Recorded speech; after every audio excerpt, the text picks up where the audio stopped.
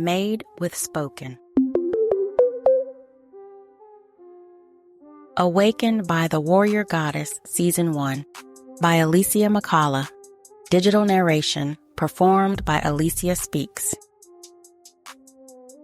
Episode 1, The Unregistered Glock. The day I picked up that unregistered Glock was the day I stopped asking permission.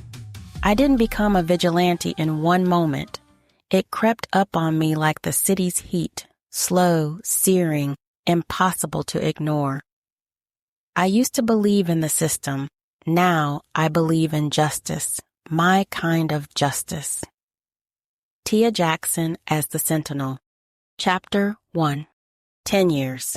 10 years since Aunt Jackie's wrongful execution, and here I was, still fighting the same corrupt system that killed her.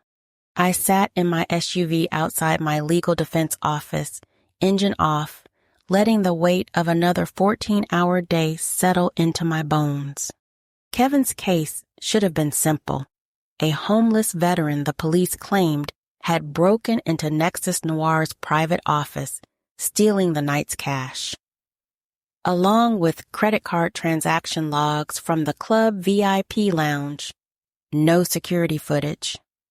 All the police had were a few blurry photos on Kevin's beat-up phone, which they swore proved something darker. It was obviously suspect, but after Aunt Jackie, I knew better than to think anything was simple or trust the Metronix justice system. I'd seen the rot, I'd smelled it, and it was still here. The office building's dim security lights cast everything in harsh shadows, making the empty parking lot feel like a wasteland. Through my windshield, I could see the faded motivational posters still taped to my office window. Justice for all and other lies I'd once believed in. Now they felt like mockery, reminders of the innocence the system had slowly beaten out of me. My phone buzzed insistently against the cup holder. Andre, my current boyfriend. He'd been calling and texting all day while I was buried in case files thick with corruption and lies. I'd been too busy fighting losing battles to respond. The phone buzzed again. I decided to listen to the voicemail. His voice tight with worry. Tia, it's me. We need to talk about something important. I haven't heard from you in hours and I'm worried. Call me back. Before I could delete it, my phone lit up with his follow-up text. Is diving deeper into this kind of case the right call? I know how much your work means to you, but it's consuming you. You're taking on too much. I feel like I'm losing you. His subtext hit hard. Choose us or choose this latest crusade. I cranked up the radio, letting my favorite song, No One's Coming So I Did, play loud. The bass-heavy beat drowned out the guilt gnawing at my chest. Goddess, what a day. Is it really past 10 p.m. already? Andre didn't understand loss to injustice like I did. He'd never watched the system execute an innocent person while you stood powerless to stop it. He'd never felt that particular brand of failure carve itself into your soul. I'm sorry, Dre.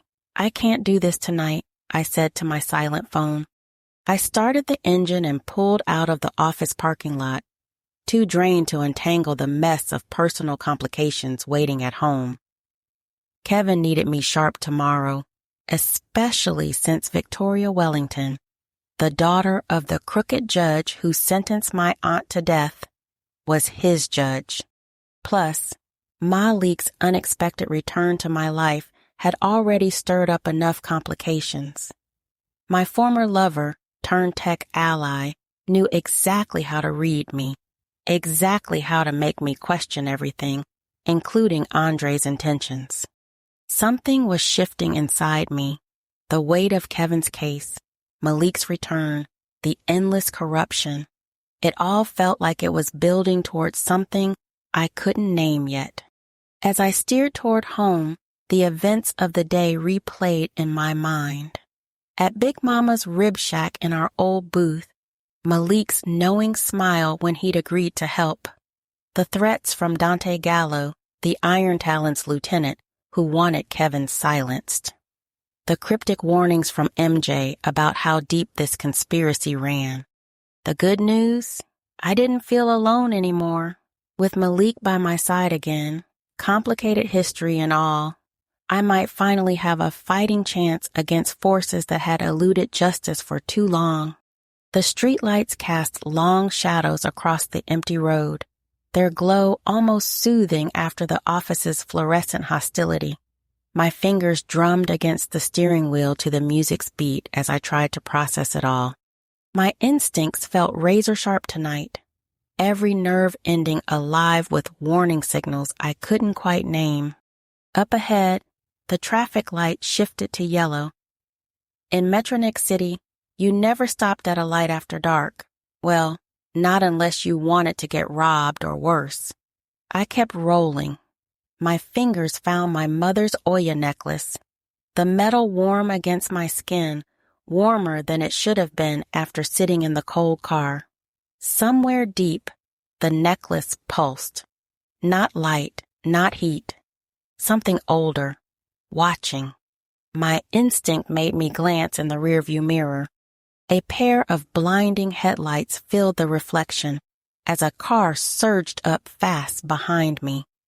I squinted against the glare as the vehicle pulled right onto my bumper, its high beams boring into my skull like accusations. Before I could react, the driver gunned it toward my rear end, ramming my back bumper. Chapter 2. The impact sent my SUV lurching forward, my head snapping back against the headrest. "What the hell?" I yelled, wheeling around to look behind me. Through the brightness, I could just make out the driver, a young white man with a purple mohawk. My eyes widened with recognition. Purple mohawk boy from earlier, one of Dante Gallo's thugs. Fear ran through me as he continued flashing his brights into my mirrors. I hit the gas, speeding up to get away, but Purple Mohawk Boy stayed glued to my tail, the impact from the hit jolting my whole ride. My heart slammed against my ribs as I swerved around slower traffic, Mohawk Boy mimicking my every move. Shit! How did Dante's crew know where I was? Fury coursed through my veins. Each time his headlights flooded my rearview mirror, memories of past injustices I'd faced flashed before me, fueling my anger. The streets of Metronix City, usually buzzing with life, now felt deserted, adding to the night's dangerous vibe. His presence was a disturbing shadow in my rearview mirror. I couldn't shake him, and the audacity of his pursuit ignited Oya's fire within me. I was Tia Jackson, a force to be reckoned with, and I would not be intimidated. Slamming on the brakes, I brought my car to an abrupt halt, the screech of tires echoing through the deserted street. I pulled up the parking brake, my heart racing in my chest. It was time to show this punk a lesson he wouldn't soon forget. Reaching under my seat, my fingers brushed against the cold metal of my unregistered Glock pistol. Thunder rumbled overhead, strange, since the night had been clear moments before. I remembered the day I'd acquired it, a necessary evil in a city that often blurred the lines between right and wrong. As I grasped its familiar contours, a wave of reluctance mixed with determination washed over me. It was a tool of protection, yes, but every time I held it, it reminded me of the weight of the choices I had to make. Nevertheless, in Metronix City, it was an unwritten rule that every citizen should carry both a registered and unregistered gun, a grim testament to the fears that lurked within our shadows. With a swift motion, I pulled out the Glock, my movements flowing with a precision that felt different, sharper. Muscle memory I'd built, its weight was reassuring in my hand. I had spent countless hours at the gun range, honing my skills, preparing for a day like this. I was ready. Leaping out of my car, I leveled the gun at Purple Mohawk Boy's vehicle, my voice ringing with determination. "I won't be intimidated by the Iron Talon," I shouted, my words cutting through the air like a thunderclap. "Wrong lawyer, wrong night, wrong fucking choice." Purple Mohawk Boy's eyes widened in surprise. His bravado faltering for a moment, he hesitated, unsure of how to respond to this sudden display of defiance. Then he smiled, laughing my gesture off. "Lady, you think you tough, huh? You have no idea who you're messing with." His voice, though edged with fear, carried a hint of mocking defiance. "You think you can scare me?" I continued, my voice rising with each word. "You think you can stop me from protecting my client? Think again." With a steady aim, I squeezed the trigger. Chapter 3. The shot rang out, a deafening echo in the silent street, shattering Purple Mohawk Boy's back window. Glass sprayed like a burst of frozen rain. As the sound faded, a piercing silence took its place. My heart pounded, each beat a reminder of the line I'd just crossed. For a moment, I wondered if I'd gone too far, but the rising threat of the Iron Talon left no room for doubt or remorse. "This is your warning," I shouted, my voice echoing in the stillness. "Stay away from me and my client, or you'll regret it," he yelled. "Crazy bitch, you'll pay for this." His voice trembled, a mix of anger and fear, as he grappled with the reality of the situation. I fired again. He obviously didn't understand my seriousness. The wind changed, just for a second, like the goddess herself had exhaled across the whole block. The air smelled charged, like ozone and ash. "This isn't over. The Talon remembers," he shouted, his voice laced with a threat. Before hitting the gas, his car screeching as he sped away, a trail of smoke left in his wake. I watched as he disappeared into the distance, a sense of satisfaction washing over me. "I know who you work for," I said to myself. "You can't hide from justice forever." My hands were shaking as I lowered the gun, my heart still pounding in my chest. I reached up and touched my mother's Oya necklace, the metal burning hot now, like it had absorbed the heat of my defiance. I wouldn't let them intimidate me. I wouldn't let them silence me. I would fight for justice no matter the cost. As I stood there, catching my breath, the neighbors began to emerge from their homes, drawn by the commotion, their faces illuminated by the flickering streetlights. "Miss Jackson," an elderly woman's voice said. It was Mrs. Henderson. I recognized her because I'd helped her nephew with his case a few months before. Her voice carried an odd tone, like she was addressing someone she'd only heard about in stories. She stepped closer, then stopped, unsure, as if hitting an invisible wall. You're different tonight. There's something." She touched her own chest, searching for words. The way she looked at me, it wasn't just gratitude, it was reverence, like she was seeing something in me I couldn't see in myself. Mrs. Henderson's eyes widened. "You have the glow of the Great Mother. You have Oya's insight." I was still shaking and didn't have time for old tales. "Thank you," I said, but didn't exactly mean it. My brain was all over the place. My nerves were raw and I still felt upset. I couldn't keep everyone safe from danger. More neighbors came out. I knew what they were thinking.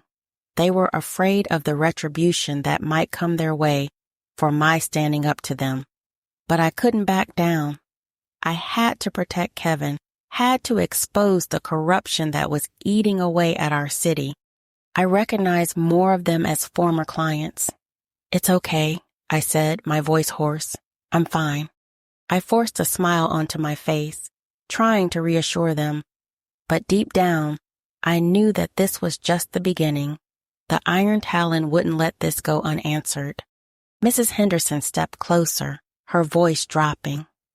"They're going to come for you now." I forced a smile, trying to reassure her and myself.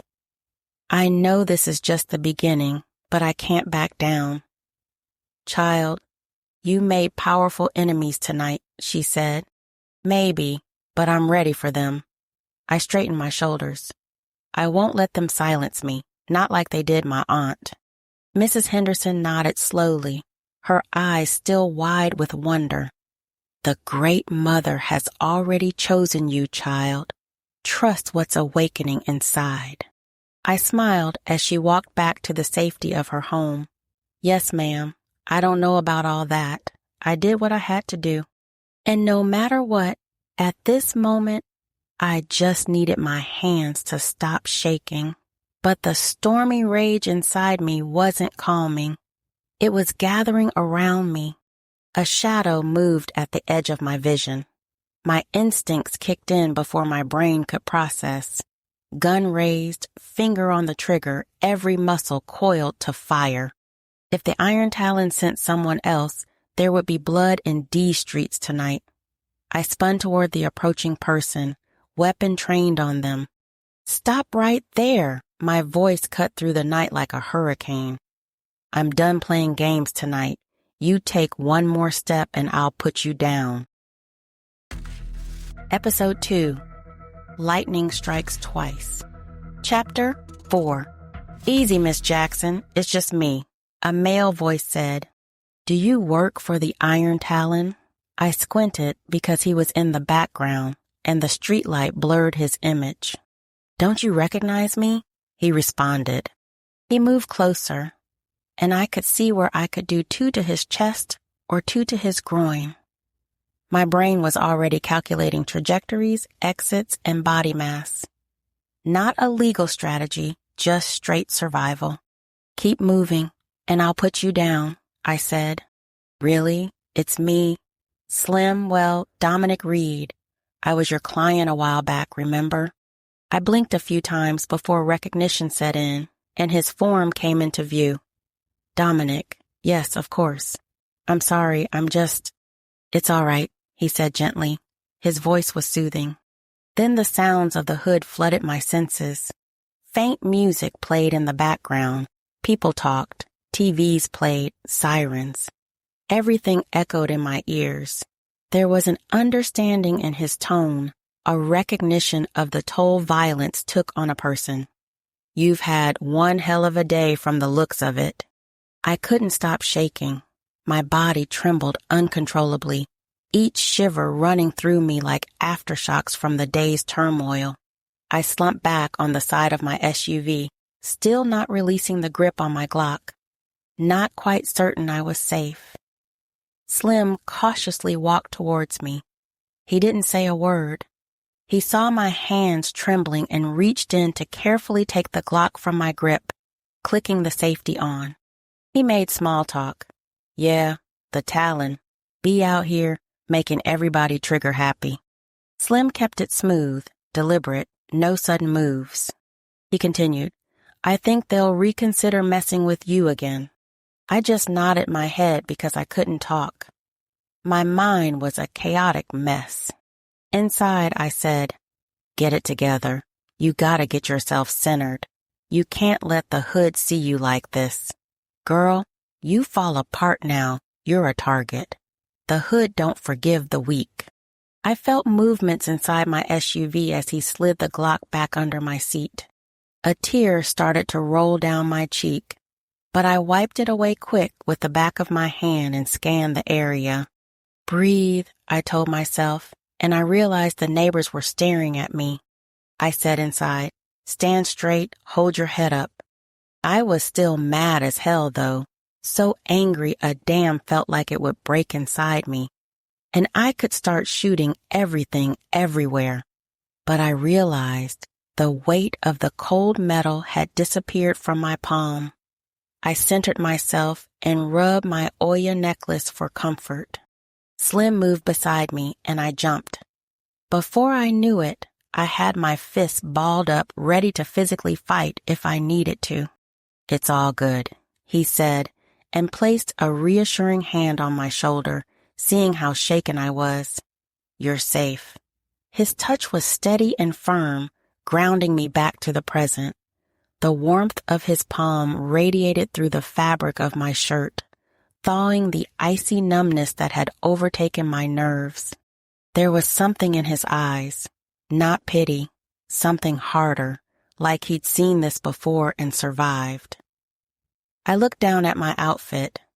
This morning I dressed like the perfect lawyer, but now I looked a hot mess. My copper dress blouse, all ruffled, then my burgundy skirt twisted a bit in my haste to get out of the car, and my high heels were pretty much destroyed from walking in the puddles of rainwater in the street to shoot at Purple Mohawk Boy. I allowed Slim to hug me, though. I wanted to scream into his shoulder. I didn't because I couldn't let him see me weak either. But with that simple act of comfort, I felt the first stirrings of relief begin to calm my scattered psyche. It anchored the crazy sea of thoughts, pulling me away from the edge of panic. "Just breathe easy now." His calm voice helped ground me. I took a few deep breaths, the adrenaline rush subsiding. I dropped my hands to my sides. Slim let me go. "You know I'm a mechanic," he said as he moved around my SUV, looking for damage, but also trying to give me space to get myself together. Slim continued to console me as he worked, putting my rear bumper back straight. "There you go, good as new," he said, giving it a pat. He scooted down on the ground. It's something under here," he said as he pulled. Chapter 5. Slim held up a small tracking device. "Found this stuck under your wheel well. Probably how those assholes have been tailing you."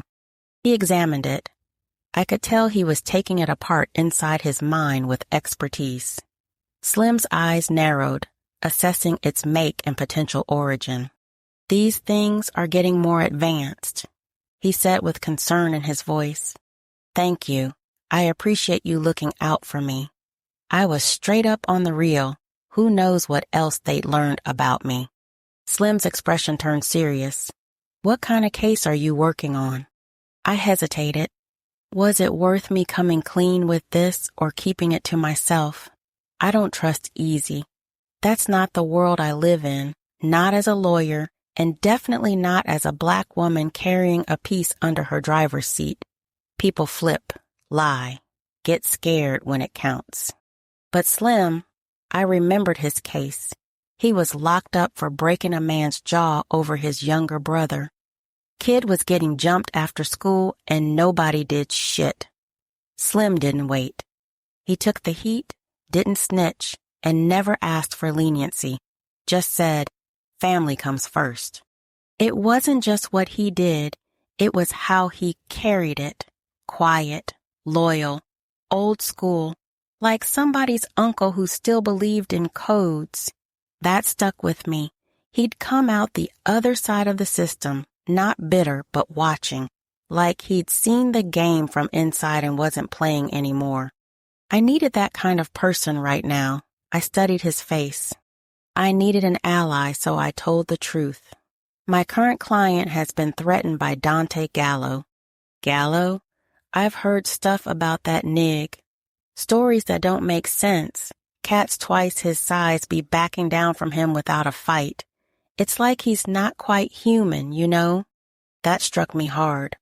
I folded my arms in an attempt to calm my tremors.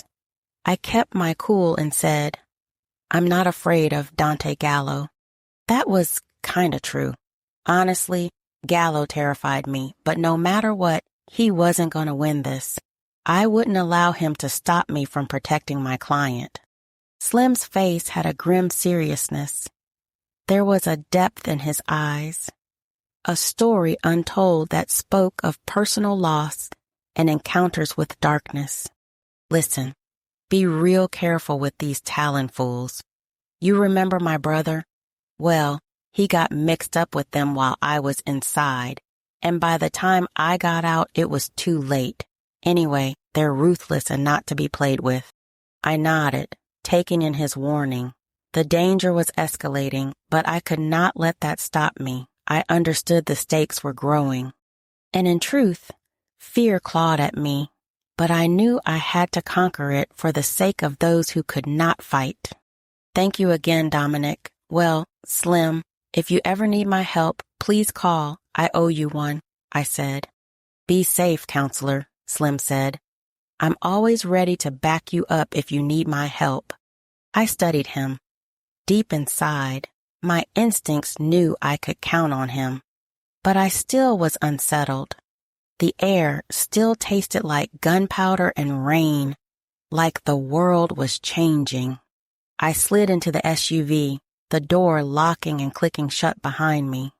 Slim gave me a nod through the glass, then disappeared down the block. A call came through. I jumped. The sound shook my entire SUV. I didn't need to look at the screen to know it was Andre calling, probably wondering why I hadn't called him back. As much as I wanted to talk to him and explain, I just couldn't handle another difficult conversation. I silenced the call. I needed time to process it all before I could let anyone else in. I said out loud, I'm sorry, Dre. I need to deal with you later. I needed a minute, needed to breathe. But the silence didn't last. The pendant at my chest began to glow and hum. Faint, rhythmic, like a drum beat thundering across the heavens. A storm. I gasped. Chapter 6. Then it spread. The air thickened, buzzed, my skin crawled. Every breath I took dragged through static and storm, like I was inhaling lightning and spirit ash. My vision blurred. Flash. Something hot exploded behind my eyes. A jolt. Lightning strike. Divine. Other.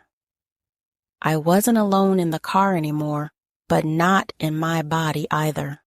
A boy, 19 maybe, lay twisting on the cracked pavement. Too young, too brown, too alive just a moment ago. His body convulsed, limbs locked in violent seizure. Slim was there, kneeling in the gutter beside him, arms hooked under the boy's shoulders, screaming through clenched teeth. Come on, Zay. Zay, don't you do this. Don't you leave me like this, bro. But the boy was gone. His eyes rolled back, whites glassy, veins blazing with pink static, crawling across his throat and face like poison code, threading and rising under his skin, unnatural symbols, markings not meant for the living. His skin fought to hold it in, but the symbols kept rising, like something inside him refused to stay buried.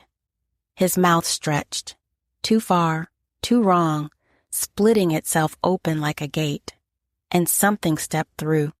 Shadow, grim, hunger. It clawed out of him, shrieking. Slim screamed too, voice raw, throat torn from crying too hard, too long. He pulled Zay closer, like he could anchor his soul just by holding him tighter. But it didn't matter. Zay's chest stopped moving, his neck bent wrong, gone, just gone.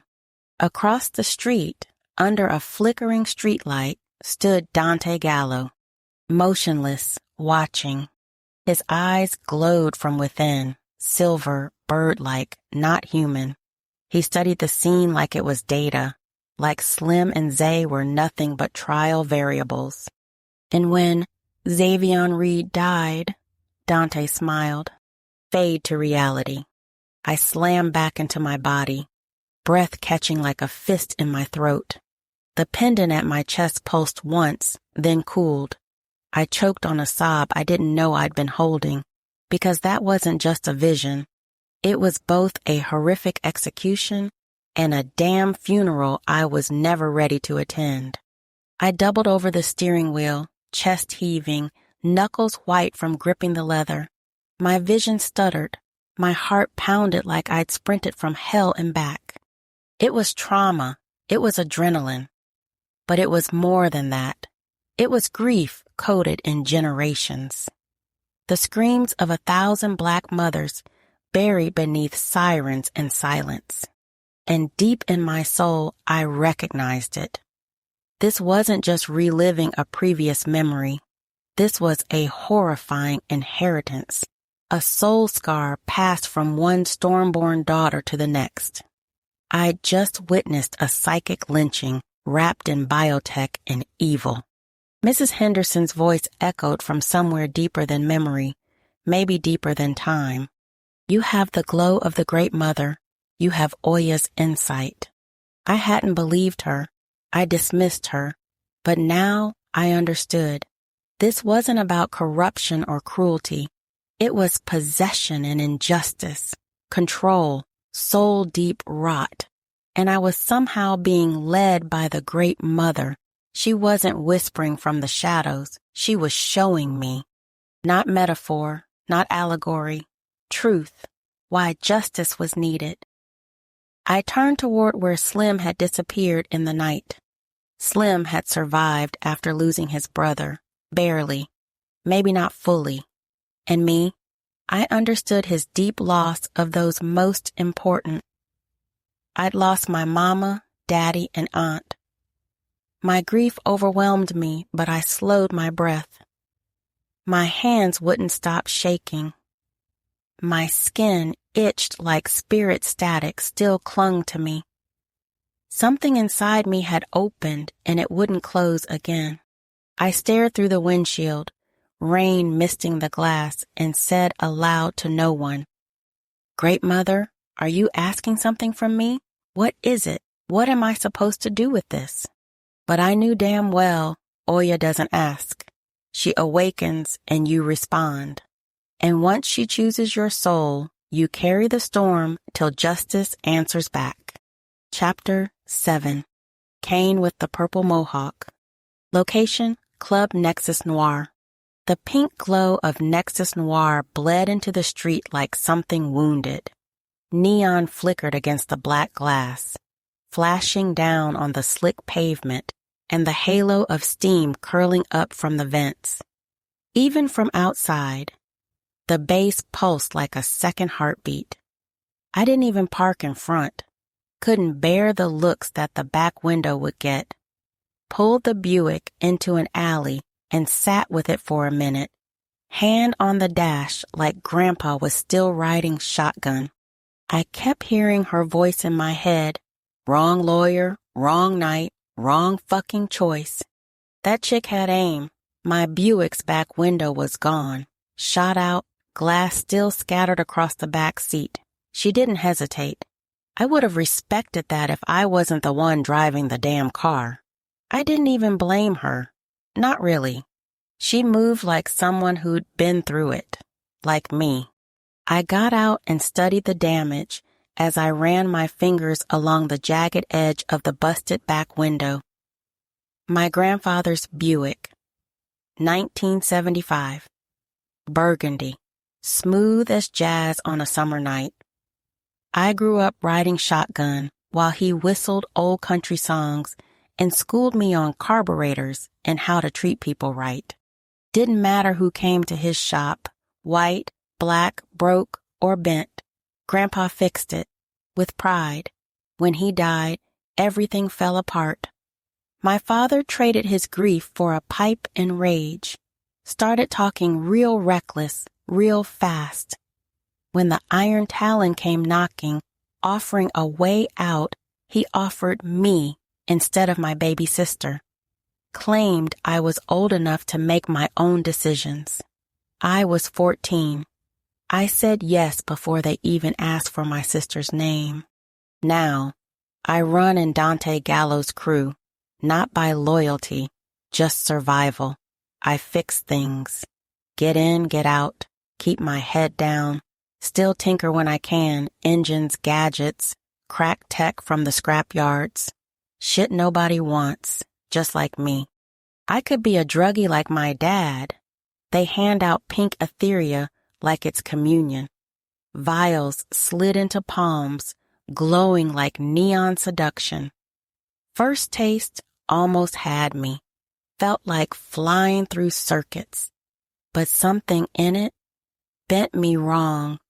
It scraped at my mind like static in a prayer, so I stopped, never said a word, just slipped the vials into my pocket and told him I was saving it for later. I think Dante knows. He always watches too long, like he's reading code, only he understands.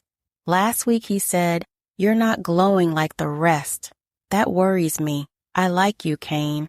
Don't make me put you down." I wasn't scared because I knew he wouldn't do anything as long as my dickhead dad still owed them. But I knew that like was a threat. A loaded gun in a velvet box. I tugged my hoodie tighter and headed toward the door, the beat growing louder.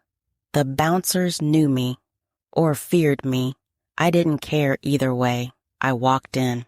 Inside the club, everything smelled like sin. Pink smoke, burnt circuits, fake jasmine, desire, fear, and digital lust. He was waiting for me in the VIP chamber, velvet curtains drawn, ambient glow dim, backlit throne carved from bone and onyx, like he was a monarch of the end times. Dante Gallo, his dark skin shimmered.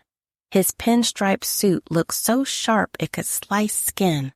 Rings on every finger, hair relaxed and slicked to perfection. He didn't dress like a street boss. He dressed like a godfather with delusions of divinity.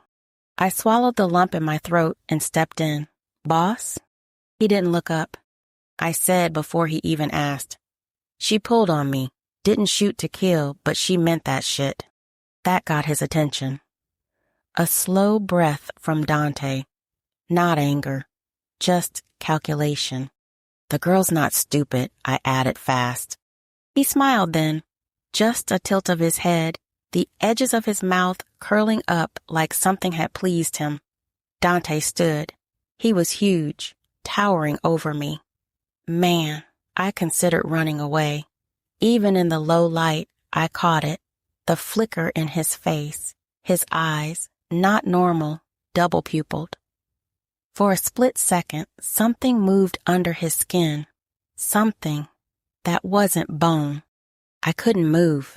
He turned to me fully now, eyes human again, smiling, almost gentle. "I see you, Kane, trying to hide your incompetence. You couldn't scare a weak little woman." He took a step closer. I didn't flinch. I should have. Dante continued, though I wasn't sure if he was talking to me. "But Tia's got a beautiful mouth. Arrogant, sharp, sexy. And she's tough. I won't touch her, yet. Because the higher-ups says she's off limits. But she will be under my control sooner than later. No change in expression, just power settling deeper into his skin." I swallowed. My throat felt like ash. I felt sorry for Miss Tia Jackson. She seemed like a nice lady. I turned to walk out, quiet, careful, and for the first time in a long time, I prayed he never noticed me or spoke my name again. Episode 3, Watched. Chapter 8. Last night cracked me, and I barely got myself together enough to go to court. I didn't sleep, not really. I paced. I cried. I got up this morning, stood in the shower until the hot water gave out, and left me shivering. Then I dried off, dressed, and made bacon. Just bacon. It sizzled in the pan like static, sharp and angry, the way my nerves still felt. The smell grounded me. The grease popped against the cast iron like tiny battle drums. I didn't eat much of it, just enough to remind myself I was still here. The purple suit was back from the cleaners. Sharp lapels, cinched waist. My white blouse pressed hard. And the pumps? Spiked. Not stilettos, weapons. After what went down last night, I wasn't leaving the house soft. Not again. My coils were twisted into a crown. Edges laid, lips lined, eyes rimmed. No one looking at me would know I'd spent the night unraveling. And that was the point. I grabbed my briefcase and headed for the door. I had exactly 22 minutes to make it to the courthouse. I was going to use every second of it. I hopped in my SUV, pushed the garage door opener, and began to back out. Then I heard it. Tires. Andre's BMW pulled up, blocking my exit just as I was backing out of the driveway. I hit the brake, looked in the mirror. Dre? He parked crooked in my second parking spot, jumped out, and jogged up toward me. He called, breath visible in the morning chill. I was worried sick. You didn't answer your phone. I came over last night, but you weren't home yet. I tried to wait, but decided to catch you this morning. I know. It was a lot going on yesterday, I said, stepping out and meeting him halfway. I'm okay. You don't have to worry about me. I'm tough. I smiled. He searched my face. You sure? I have court. I'm already late. I kissed him on his cheek. Wait, he said, reaching into his coat pocket. I didn't get to do this the right way. I tried to catch you yesterday, but I have to say it now. He dropped to one knee on my cracked concrete driveway. My breath caught. He pulled out a velvet box, opened it. Inside, a brilliant cut diamond ring gleaming like it knew something I didn't. Tia Jackson, I know the timing is never perfect with us, but hell, it might be terrible, but I love you. I want to be there for you. Let's build something together. He took a breath. Will you marry me? The world stilled, except my heart. That beat hard. I stared at the ring, at the man who'd held me through grief and chaos, but also the man who didn't understand what last night did to me because I hadn't told him a damn thing. He'd never understand what had awakened within me. He was calm, stability, safe. And I wasn't sure I was any of those things anymore. Then I thought about everything happening all at once. Last night's violence, this morning's proposal, Kevin waiting in a cell. A small voice inside also thought about Malik. He'd always seen the storm and the silence within me and didn't flinch. My phone rang inside my SUV. It was one of my coworkers from legal defense. I fumbled to answer. Yvette? Chica, where are you? They moved up the hearing. The judge will be in any minute. Shit, I'm coming. Stall them if you can. Andre was still on one knee, hope dimming. I swallowed hard. I can't answer right now. I have to go. I'm late. His expression barely moved, but something broke behind his eyes. Just think about it, please. I nodded, numb. I will. He stood, closed the box, handing it to me as he kissed my lips. I slid into my SUV, heart thudding like thunder, and watched him in the mirror as I drove away. The ring box was now in my passenger seat, and I should have been thinking about that handsome brother and his proposal. Instead, I was on my way to fight for a client the system wanted to bury. No matter what that ring promised, justice was still calling my name. I mashed the accelerator so I could get there in time to stop injustice. Chapter 9. Rain slicked the streets like black glass, reflecting the gray-colored sky. I parked my SUV in the courthouse garage. The ring box sat in my passenger seat like an accusation. I shoved it into my glove box and grabbed my briefcase. I stepped out into air thick with the scent of ozone and wet asphalt. The morning drizzle hadn't touched me, not really. My purple suit was still sharp, my coils crowned, edges laid, lipstick precise. I moved fast, 10 minutes late. Changing the hearing time was a cheap trick meant to rattle me. It wouldn't. The lobby's marble floor was slick from wet shoes. I crossed it without breaking stride, metal-tipped stilettos striking like gunfire. The air inside the courtroom was colder than it should have been, not just AC cold, the kind of cold that seeps into your bones when something's been left open too long. Yvette Santiago's eyes softened when I reached her. I'm glad you made it. I thought I was going to have to take this one unprepared. Thanks for holding the line, I said. You got this, Chica, she said, gathering her files. Gotta run. My case is up in another courtroom. Appreciate you. I slid my briefcase onto the table. Kevin sat with his back to me. When he turned, I caught the damage. Jumpsuit wrinkled, lips split, one eye swollen, bruise trailing his jaw like spilled ink. Goddess, what the hell happened? Nothing. My jaw tightened, but I said, breaking into Nexus Noir's private office doesn't usually get you this kind of beating, especially if all they can pin on you is cash and some credit card logs. What were you really doing there? That's because they don't care about the cash or the logs. They care about what I saw when I was there, he said, voice low. I reached into my briefcase, fingers brushing the paper I'd already memorized. It wasn't the evidence that was the problem. It was everything else. We all stood as Judge Wellington swept in, lips flat, robes immaculate, not one blonde hair out of place. She glanced at the docket. State versus Kevin Barnes. Officer Roberts, the arresting officer, stood at ease like he'd already won. The prosecutor didn't even look at me.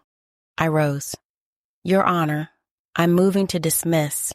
My client was held for 2 days without paperwork. Arrested Monday morning. Report finally filed Wednesday at 4:47 p.m. Shows a deliberate delay. I handed it up. The gap was there in black and white. She didn't touch it. And your theory? Illegal hold, no probable cause. The chain of custody's broken.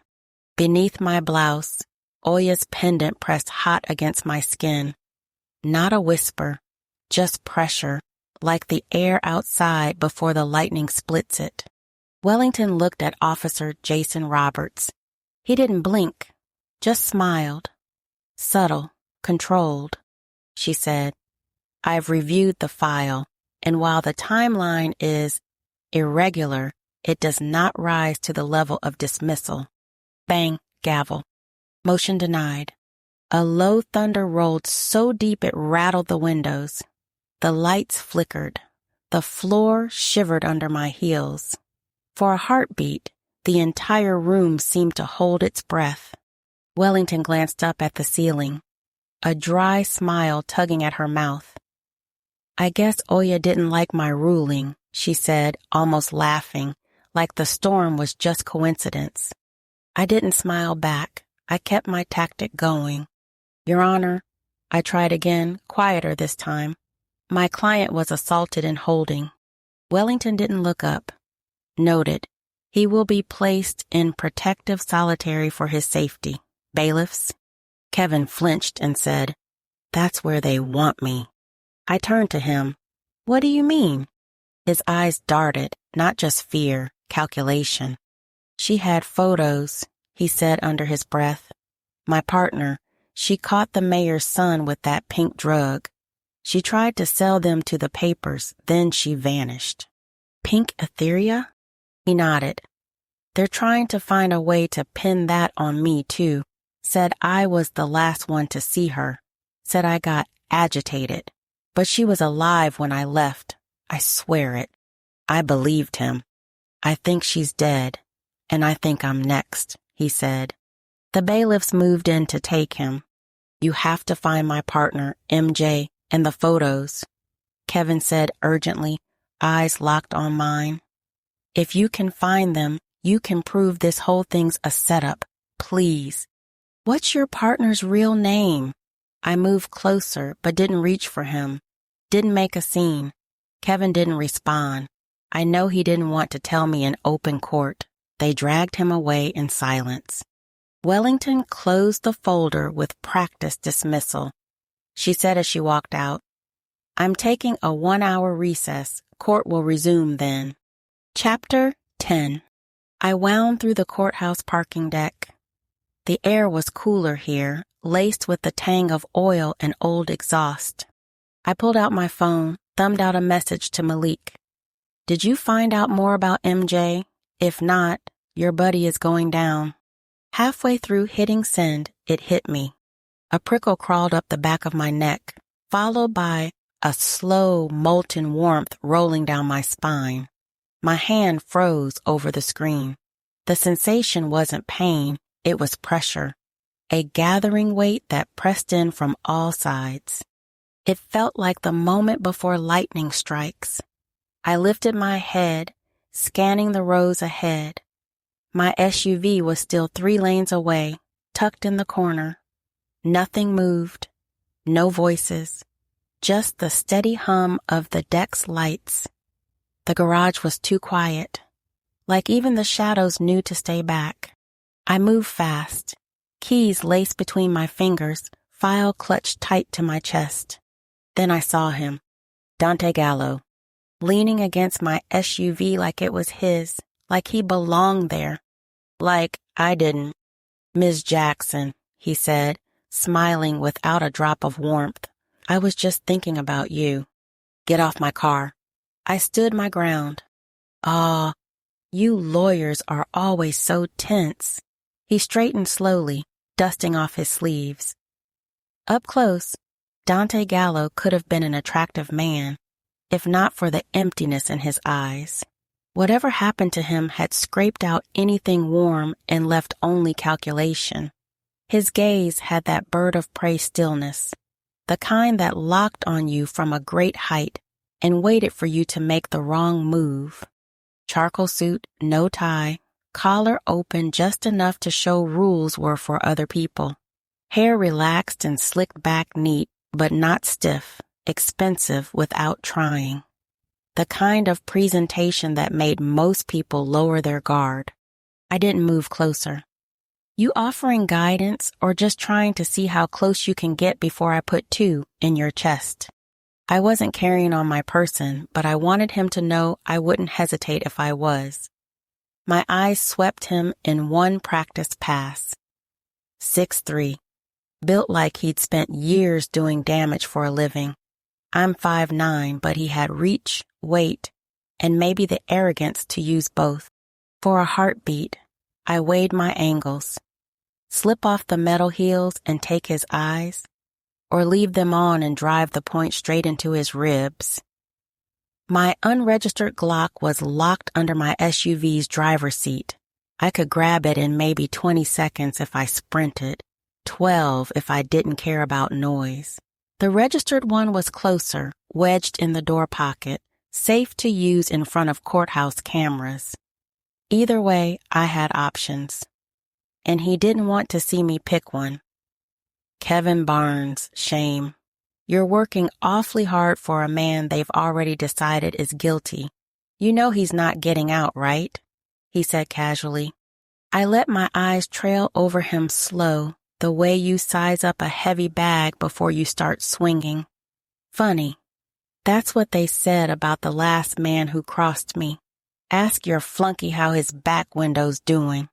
The flicker of last night's premonition slid up uninvited. I shoved it down, but not before it sharpened the edges of what I was already planning. Heel to the knee to drop his height advantage, elbow to the throat, finish with the weight of his own body hitting concrete. Fast, ugly. Over before the cameras could catch the details. He stepped closer, voice lower. The last girl that tried to sell those photos, MJ, she thought she was safe too. Thought someone like you would step in and fix it. But you weren't there, and now she's nowhere. The blood in my ears roared. You're still trying to scare me. He grinned. No, I'm trying to explain the ecosystem. You're just another name in the ledger, waiting for the shadow to pass overhead. The way he said shadow wasn't abstract. It was a promise. His hand brushed my mirror. Tap, tap. You know what happens to idealists in this town? He asked. They either learn to survive or they die quoting the Constitution. Then I heard her. Not Oya. Her, Judge Victoria Wellington. Voice colder than marble. Mr. Gallo. He didn't flinch. Your Honor, are you threatening one of my officers of the court? Chapter 11. Just having a conversation, Gallo said. I didn't move. I didn't know which one of them made me sicker. Probably Wellington. I could smell her perfume before I could see her face. She stopped 5 feet away, immaculate as ever, black coat, gold watch, not a single hair out of place. The daughter of the man who signed Aunt Jackie's death order. My stomach turned. Ms. Jackson, she said coolly, you seem to have a gift for attracting the city's worst. And you seem to enjoy allowing them the freedom to work, I shot back. She smiled thinly. Not enjoy, just recognize futility when I see it. Gallo looked amused. Ladies, I'll leave you to it. He started to walk, brushed the back of my car as he passed. Tap, tap. When he disappeared around the corner, the silence was worse. I turned to Wellington. My hands shook with rage, grief, confusion, coiling tight in my spine. She studied me for a beat, then said, I know you probably hate me for what my father did. Your aunt was my friend once, but she didn't learn to play by the rules. Her tone was almost gentle, but the next line cut sharp. Don't be like your aunt. I stepped closer. Maybe your rules have always been the problem. Her mouth tightened, like she wanted to say more, but didn't. Wellington exhaled. And you think wearing her name gives you the right to fix the past? No, I stepped closer. But it gives me the right to survive it. I breathed slowly, trying to steady my hands. Wellington didn't speak right away. She walked around to the front of my car, inspected the hood like checking for dents. Then, you're in deeper than you think. I know. You're being watched. I nodded once. He didn't come here to scare you, she said. He came to measure you. And Wellington met my gaze. The first mistake is thinking courage will save you. It won't. The second mistake is thinking you're the first person to try. She walked away without another word. Her mouth tightened, like she wanted to say more, like maybe she'd once believed Aunt Jackie could have been right.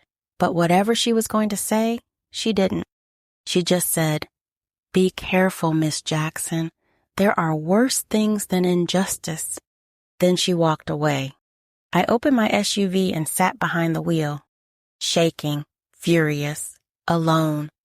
No one was in my rearview mirror, but I still felt watched. Wrong. I thought about Andre's proposal. Maybe I could give up this pursuit for justice and just live a normal life. I reached for the glove box to look at the ring again, but it was cracked open just an inch, like it hadn't been closed properly. I remembered closing it before I'd gotten out. My stomach dropped. I opened it slowly, quietly, like the car might scream if I moved too fast. Inside, a manila envelope. No label, no seal, no name. Just there. I pulled it out, fingers numb, opened it. Photo 1. My Aunt Jackie, dead, cold. Her body was tagged as evidence. Across the bottom, internal use only, red stripe. Photo 2. Me, in this car, taken from behind. This morning, looking at Andre's ring, I hadn't even known anyone was near me. Final item, a matte black card, embossed, Iron Talon sigil. In silver ink, handwritten, don't end up like your aunt. I froze. Episode 4, Ghost Cell. Chapter 12. Big Mama's rib shack smelled of smoke and molasses. Fire still crackling low in the pits out back. The wards stitched into the brick hummed faint and steady, like an old hymn riding beneath the ceiling fans. My bones loosened in the sound. Safe, or at least, safe enough to pretend for a while.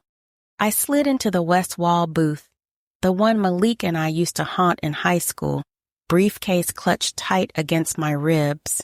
Inside it, sat the files that could save Kevin's life and Andre's engagement ring, still burning a hole through my professional facade. After Dante's parking garage threat and those photos in my glove box, nowhere felt safe. But Big Mama's righteous ribs hummed steady, and for the first time since this morning, I could breathe without checking my mirrors. The vinyl was cracked in the corner, patched over with duct tape, and initials were still scratched into the wooden table. Malik's M+T was carved in crooked letters years ago. I sat with my back to the brick, sight lines clear, eyes on the door. My body remembered how to survive, even if my heart wanted to rest.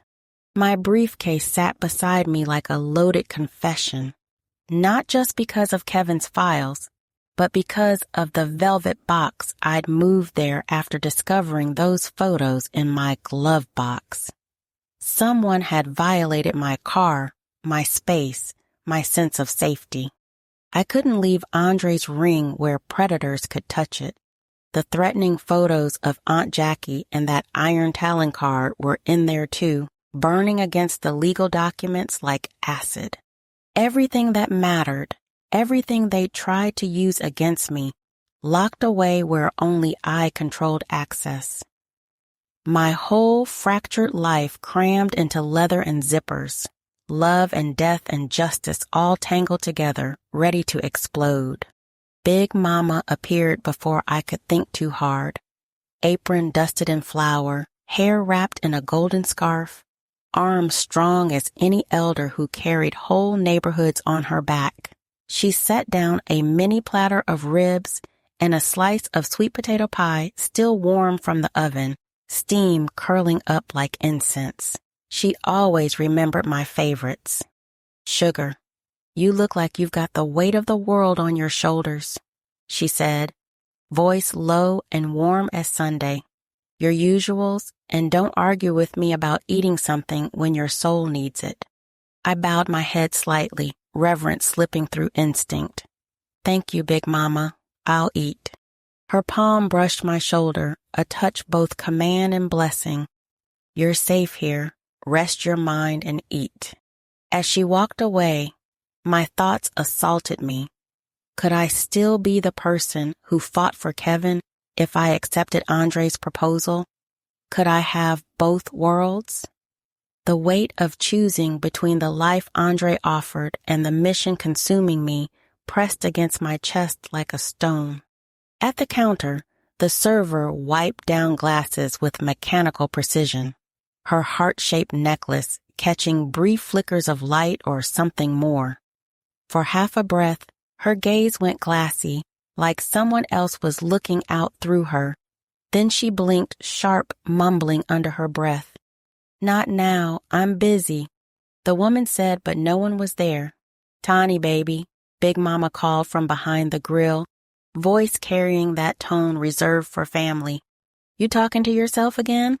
Just working, Tawny replied, but her voice sounded distant, strained. Sometimes the voices get loud in here.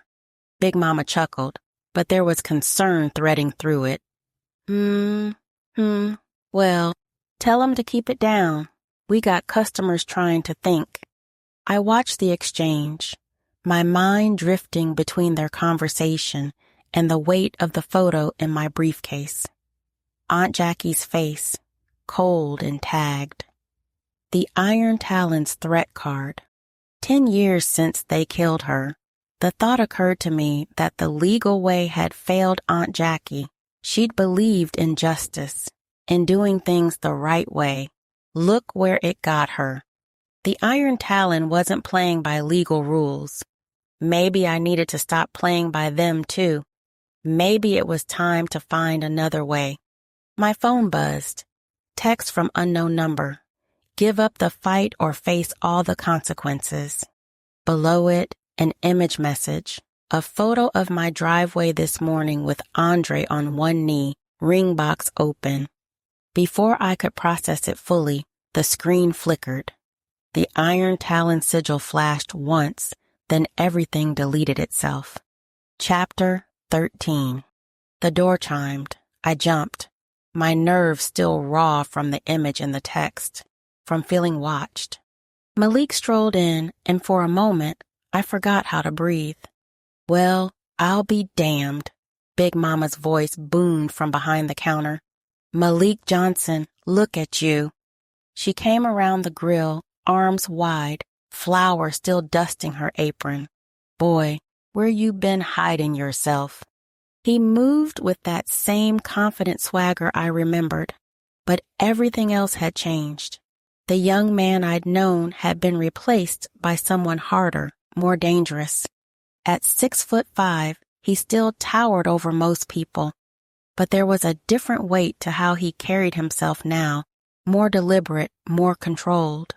He smiled, the first genuine smile I'd seen from him since he'd been back, and bent down to accept her embrace. Hey, Big Mama. Missed you too. And I suppose you missed my ribs more than anything else, she said, swatting his arm. But her eyes were soft, taking in the changes, the beard, the harder edges, the way he moved now. You eating enough, baby? You look too thin. I'm good, just been traveling. She studied him with those knowing eyes that saw everything, then glanced between us. Well, sit down with your girl. I'll bring you something proper. Long brown leather coat that swept behind him like armor, dark jeans, combat boots. His head was shaved smooth now, beard trimmed sharp, and those dark eyes that had always seen straight through me were more intense than ever. He slid into the booth across from me with practiced ease, his prosthetic leg barely noticeable in the fluid movement. Only I knew to look for the slight pause, the way he positioned himself.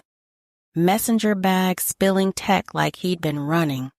When his eyes met mine, something electric passed between us. Recognition, history, and heat I'd been trying to ignore since he'd returned into my life. Tell me you brought everything, he said, not bothering with hello. But his voice was softer when he looked at me, like he was making sure I was okay first. I brought it all, I said, my voice coming out rougher than I intended. His fingers traced the edge of the table, finding the old carving, M+T, like muscle memory. When I caught his scent, that familiar mix of soap, coffee, and Old Spice that meant safety to me, my chest tightened. Good, he said, but his eyes stayed on my face, reading the tension there. Because after what Kevin told you about MJ and those photos, we're running out of time. They moved him to solitary for a reason. They're going to finish this. His jaw tightened, and for a moment, I saw something raw flash across his face. Kevin saved my life, pulled me out when that IED went off. His hand absently moved toward his prosthetic leg. Man took shrapnel in his back, getting me to the medic. Never complained about it once. You never told me what happened, I said softly. I'd known about his Black Ops work, but he'd never shared the details, never told me about Kevin being there. There's a lot I never told you. I apologize. I wish I could share more, he admitted, eyes meeting mine. I understand. I said even though his 10-year absence had taken a toll on me personally, and I'd never told him about the pregnancy. My insides were spinning. Malik continued, voice harder now. He doesn't deserve to rot in a cell for something he didn't do. Not after what he's already sacrificed. Not after what we've all sacrificed. The weight of unspoken history hung between us. Wars fought, brothers lost, debts that could never be repaid.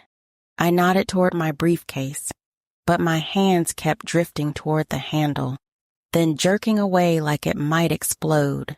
The death photo of Aunt Jackie, the ring box, Andre's hopeful face this morning, Kevin's split lip, the Iron Talon's card, all of it tangled together in leather and zippers. Malik noticed, of course he noticed. His sharp mind caught every anomaly. He said, leaning forward, "What happened after I saw you yesterday? And don't tell me it's just about Kevin." Chapter 14. I took a shaky breath. I told Malik what happened last night and earlier in the parking garage. Well, except for Andre's proposal. The photos, the threat, the silence in my car that hadn't felt like silence at all. His jaw tightened as I spoke, eyes locked on mine the whole time. No interruptions, no disbelief, just that quiet, terrifying stillness he got when he was already working the angles. Great mother. But there was no judgment in his voice, just concern. You could have been killed. I thought about that picture of my dead aunt and one of me this morning looking at. I glanced at the briefcase. Malik reached across the table and covered my shaking hands with his.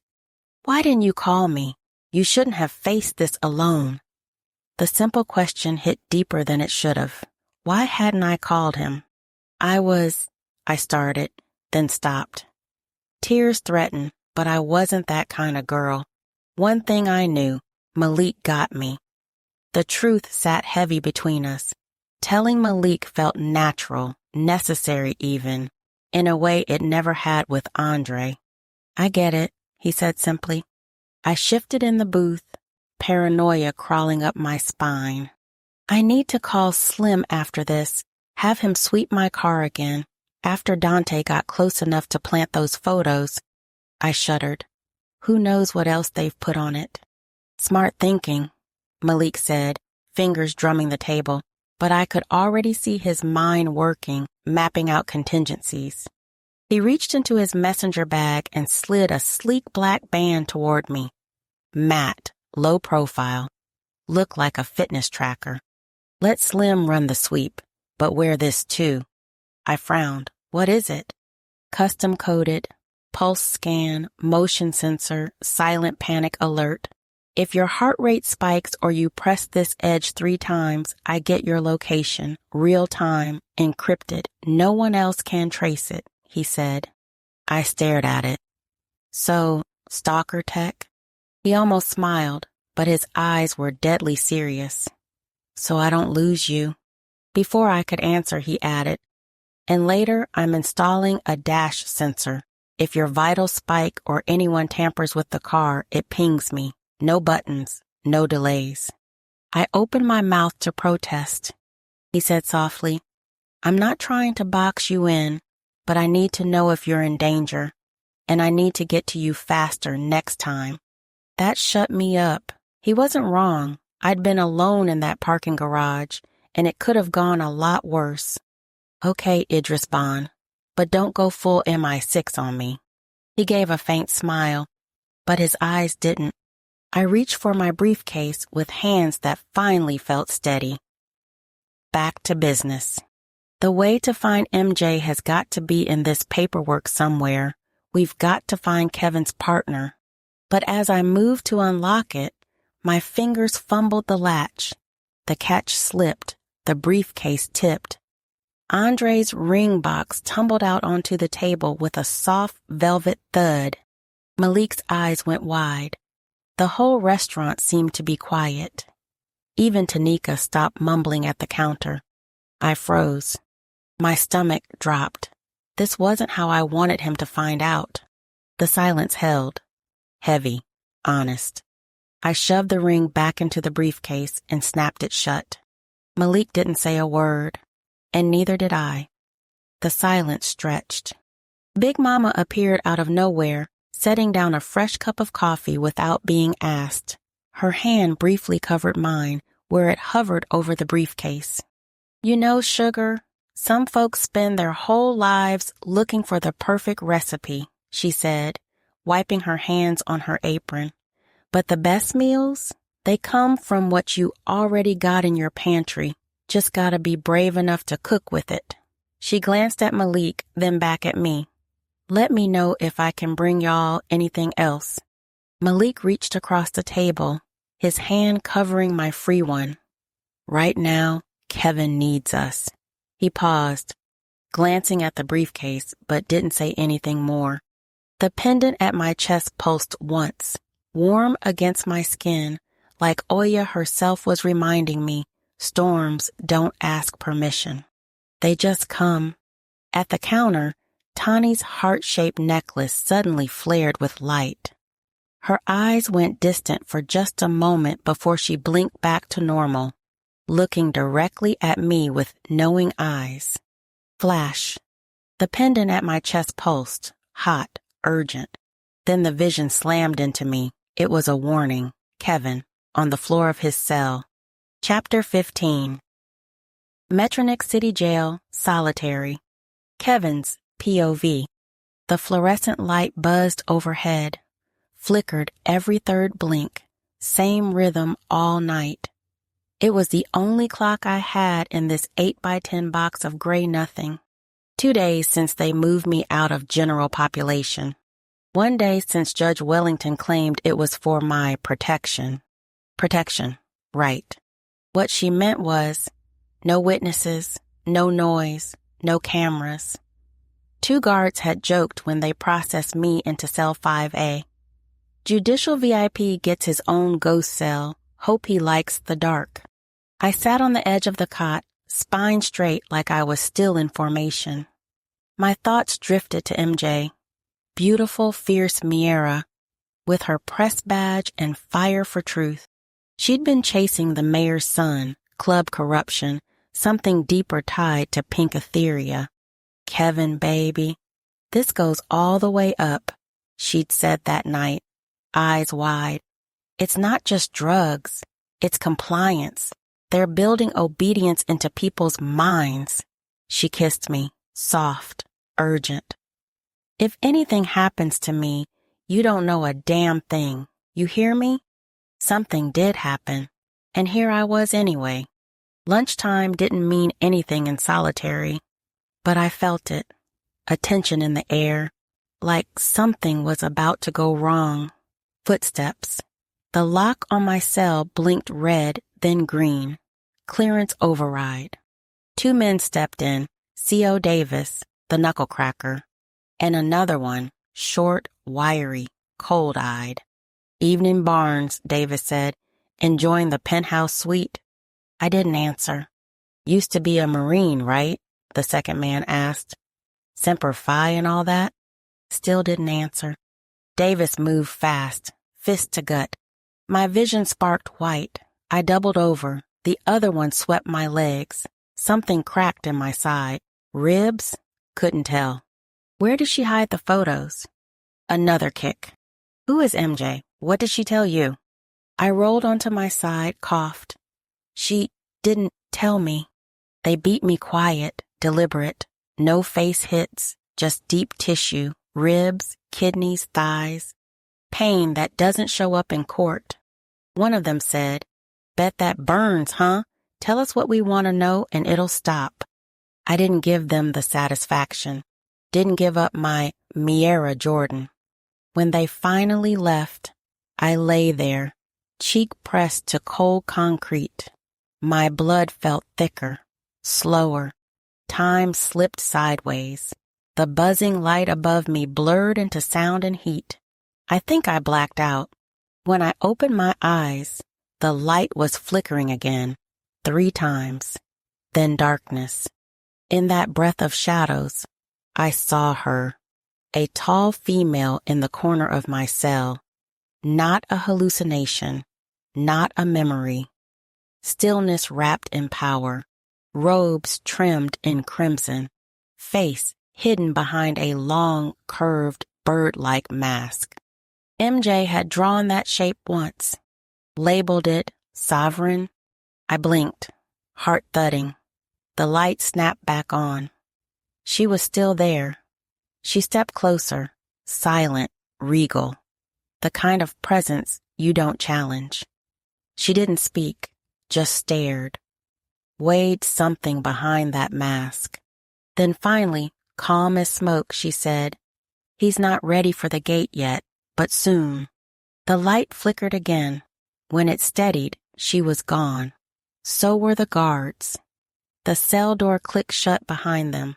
I didn't move, didn't speak, but something buzzed under the bruises. Not nerves, not adrenaline, a flicker deep in my chest, warm, rhythmic, like a heartbeat that wasn't mine.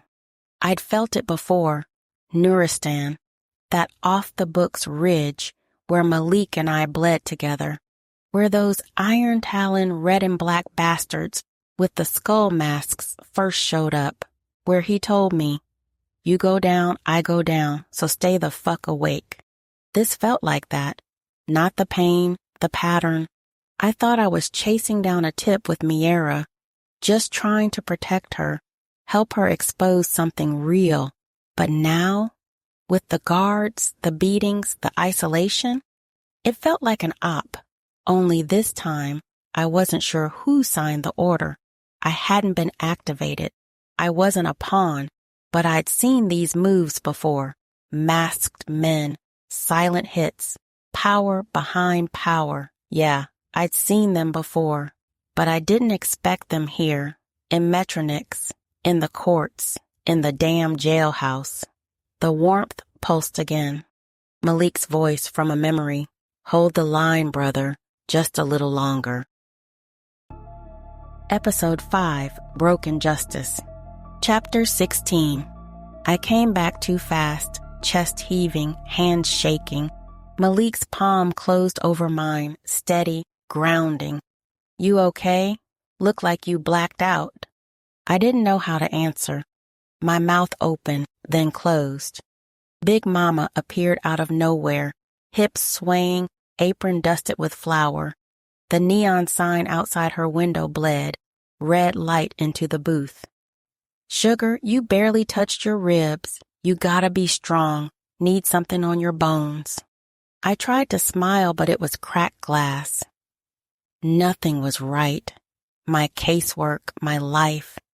It all felt like it was sliding out from under me. Should I even trust these visions? Were they really from Oya, or just trauma rewired into hallucination? Malik was studying me, quiet, the way he always did when I wanted to fold into myself. Big Mama's hand pressed warm to my shoulder. "Trust what the goddess is showing you. It's a gift. And eat up." Her tone was honey-laced with steel, impossible to argue with. "Yes, ma'am," I whispered, though my spine fought the obedience. I picked up a rib anyway. Smoke and sweet molasses hit my tongue, comfort food for a woman falling apart. Their voices drifted while I chewed, Malik's low baritone and Big Mama's Sunday morning cadence. The storm pressed harder against the glass, thunder rolling down the block like a warning. Then Malik's phone buzzed, a low vibration that cut straight into my bones. His jaw tightened as he read, eyes narrowing. Then he lifted his gaze to me. "Kevin's in the jail hospital." The words cracked across me like thunder. My throat clenched. What happened? Message says incident. He scrolled, voice flat. "Couple ribs gone, breathing trouble. They don't move you to medical unless someone damn near kills you." The storm in me swelled sharp and violent. My skin prickled with antiseptic and bleach, though we were miles from the jail. Aunt Jackie's autopsy photo flashed uninvited behind my eyes. Her chest crushed, her story erased. Kevin was headed for the same fate, unless I stopped it. No, my lawyer's mask slammed back into place. I have rights of access. I'll see him myself. "Tia," Malik started. "That's what an attorney does."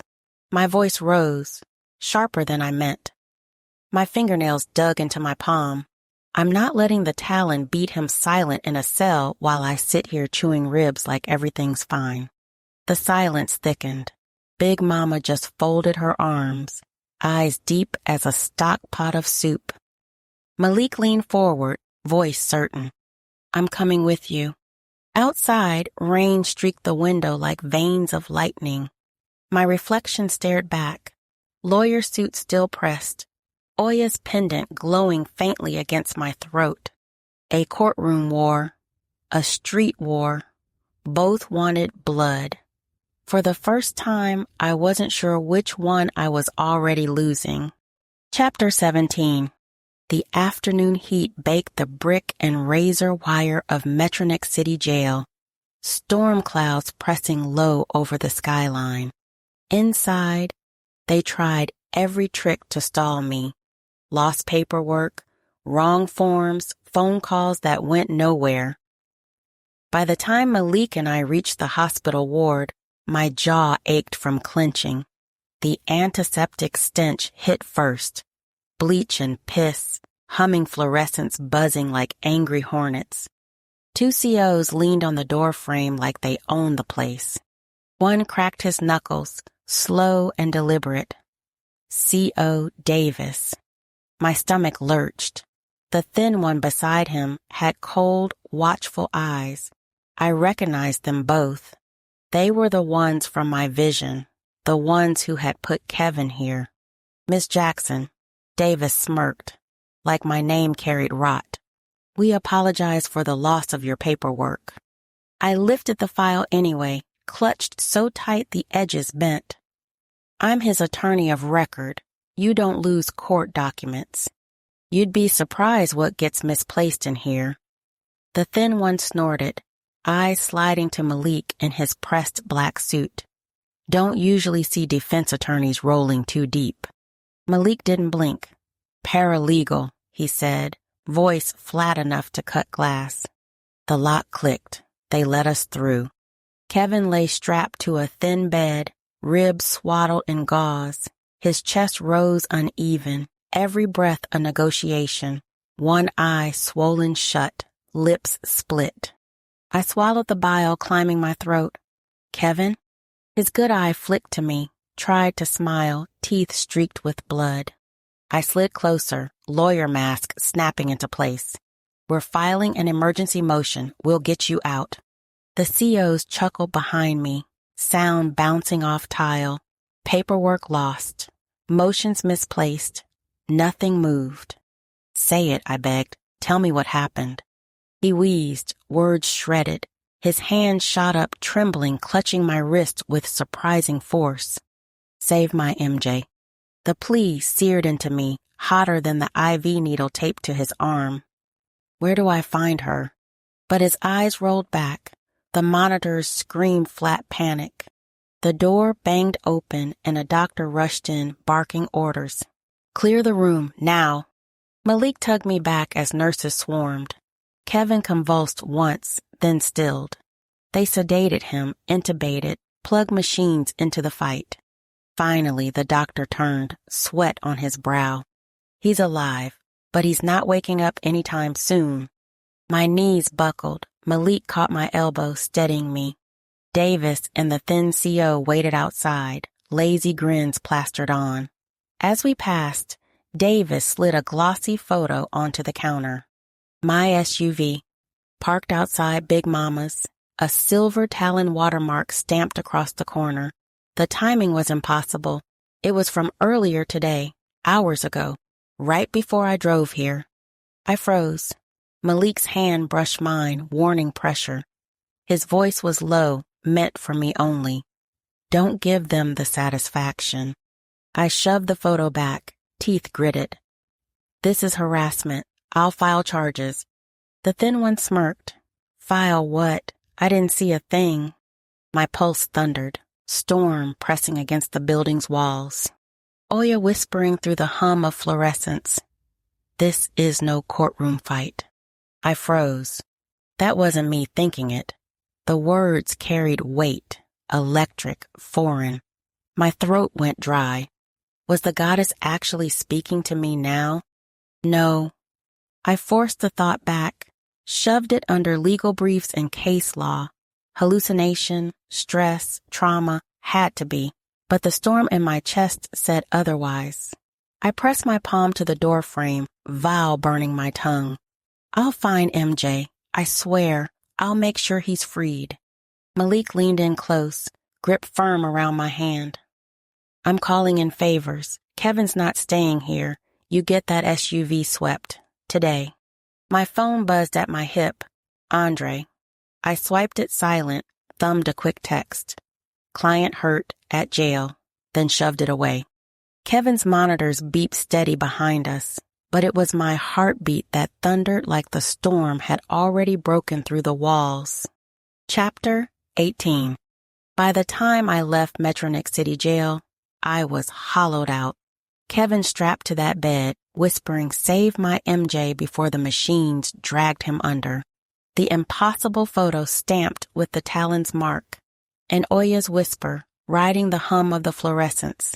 This is no courtroom fight. I drove with my pulse still pounding, Malik's words chasing me. Get that SUV swept, today. So I headed east, rain chasing my wipers, until the sagging tin roof of Reed Auto Repair came into view. Slim met me at the bay door, rag in hand.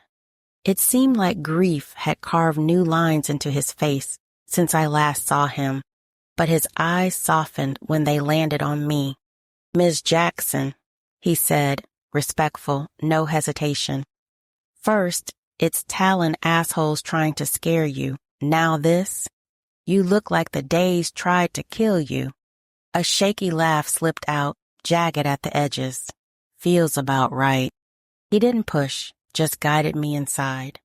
My SUV sat on blocks, hood open, rain dripping through the leaks overhead.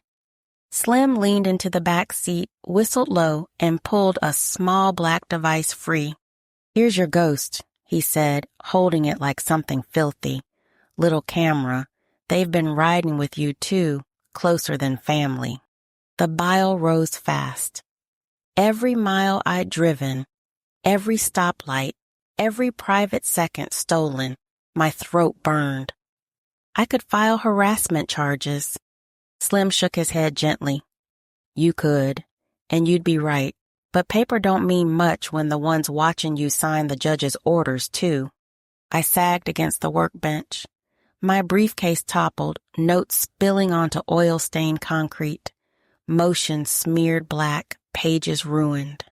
Slim crouched beside me, voice low, steady. "Don't mistake me. You not powerless. But the rules you're playing by, they ain't the rules they're using." He glanced at the scrawled name on Kevin's page, tapped it with a grease-darkened finger. "MJ." My breath caught. My current client said it before he passed out. "You know who it is?" "Might." Slim's face darkened. "Miera Jordan. We went to school together. Her mama ran that food bank on Linside Street till the Talon put her in the ground. If Miera's alive, she'll be hiding. Best bet she's holed up in that old warehouse." The name hit like lightning.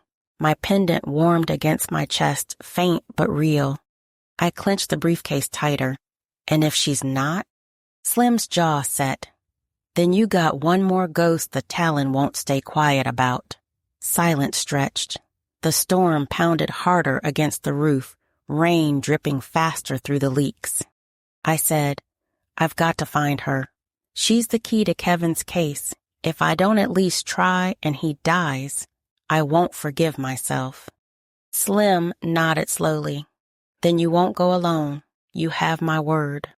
The storm rattled the bay door, thunder shaking the walls. I closed the briefcase. My hands trembled. The rules were ashes. Slim leaned back, rag slung over his shoulder. "Come on, let's go find your girl." Chapter 19. The warehouse squatted at the end of Linside Street, its brick walls cracked like old teeth. Rusted signs for free meals for families still clung to the siding, streaked with graffiti. Tags in silver paint dripped over the word free. The storm pressed down heavy, rain slanting sideways, lightning carving jagged veins across the sky. Slim killed the engine 2 blocks back. Best if we walk from here, too many eyes. I popped the trunk, kicked off my heels, and slid into the running shoes I kept in the back seat. My toes stretched against the worn rubber, steadier, ready. I slipped the unregistered Glock into my inside pocket of my suit jacket, cool steel pressing my ribs. I really needed to get a holster. The briefcase sat abandoned on the passenger seat. I shut the door on it without looking back. We moved through the rain, puddles splashing black against my ankles. The closer we got, the heavier the air felt, thick with mildew and copper. Inside, the pantry was a corpse. Collapsed shelves, scattered cans swollen with rust, posters of smiling kids curled in damp rot. A place that once fed the neighborhood, now gutted by Talon fists. Slim swept his flashlight across the space. She could be anywhere. I scanned the ruin, heart pounding. No, she'd pick somewhere small, somewhere Talon muscle wouldn't bother to look. My eyes landed on a broken shelving unit near the far wall. Behind it, a crawl door sagged half open. The painted letters, cold storage, barely visible beneath the graffiti. That's where I'd hide, I said, already moving. Slim kept pace. He let me push forward, storm humming in my chest. I shoved the door open. Inside the crawl space, the air was colder, damp with mold. A thin whimper rose from the shadows. Miera Jordan, skinny arms wrapped around her knees, hair matted, one eye swollen. Her other arm bent wrong, bone pressing sharp under skin. She looked up, pupils huge, lips trembling. Her good eye locked on me and widened with recognition. You're Jackie Barnes's niece. Her words came cracked, but certain, like she'd been carrying them for years. I froze. You know me? Everybody who's fought the Talon knows you. My pulse stumbled, pressure pounding harder in my chest. I dropped to my knees, blood soaking into my skirt, hands steadying her shoulder. You're safe. I'm here. We'll get you out. Miera coughed, spit pink with blood. It goes deeper, deeper than what me and Kevin found. Her voice thinned, but each word cut sharp. It's not just Kevin. It goes back to your aunt. The evidence against her, it was fake, manufactured by a shell corporation of the Iron Talon, the same one that now holds the patent for pink etheria. It's the same people. It's always been the same people. I know they killed my mom. The world tilted. My fight for Kevin, my grief for Aunt Jackie, and now Miera's mother. They weren't separate wars. They were the same battle, fought over a decade. The system hadn't just failed, it had been weaponized. A cold, calculated fury unlike anything I had ever felt began to burn away the lawyer inside me. The storm rose, howling through my veins, rattling the broken windows. My pendant glowed bright against my chest, light spilling across Miera's battered face. I pressed both hands to her broken arm, blood smearing across my palms. If you wait, she dies. Oya's whisper threaded through me, no longer ignorable, no longer distant. At that exact moment, my phone buzzed. Andre's name lit the screen. Echelon 12, your favorite restaurant. 6 p.m. Not taking no for an answer. We need to talk about us. I stared at the message, guilt pooling like lead. My thumbs moved anyway, typing the single word. Okay. As I hit send, a shadow slid across the broken window. My hand went straight to the unregistered Glock, grip firm, aim steady. The lawyer in me wanted to freeze, but the storm in my veins had already chosen.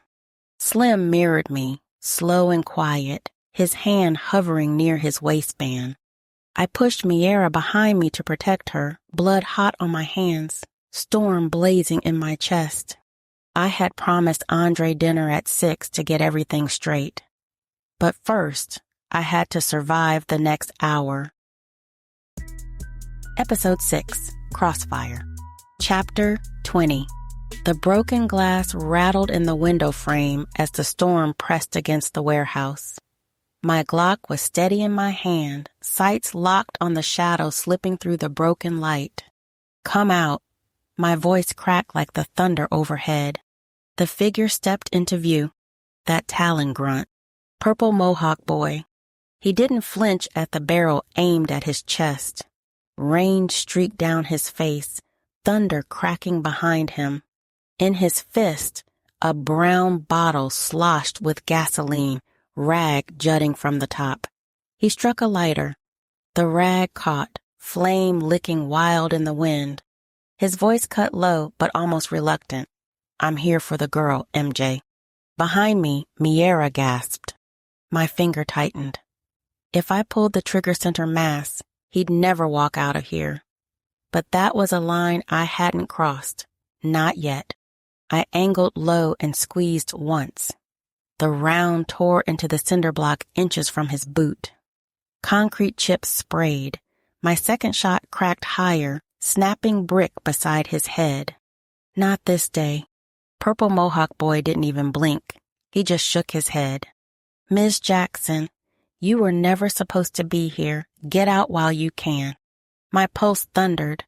"You come for her. You come for any innocent. Then I'll drop you where you stand." I leveled the Glock at his chest, steady as steel. For a breath, neither of us moved. My finger brushed the trigger. If he moved, I'd end him. He turned, but not before I fired. My round clipped his arm. He staggered, a pained grunt escaping his lips. But his momentum carried him forward. With his good arm, he hurled a Molotov against the far wall. Glass shattered. Fire exploded across the concrete, racing up rotten wood like it had been waiting years to burn. "Move!" Slim yanked Miera back, her scream catching in the smoke. The blaze devoured the building fast. Heat punched the room, choking us in sparks and ash. I staggered toward the door, coughing, Glock still in hand. Slim cursed through the smoke.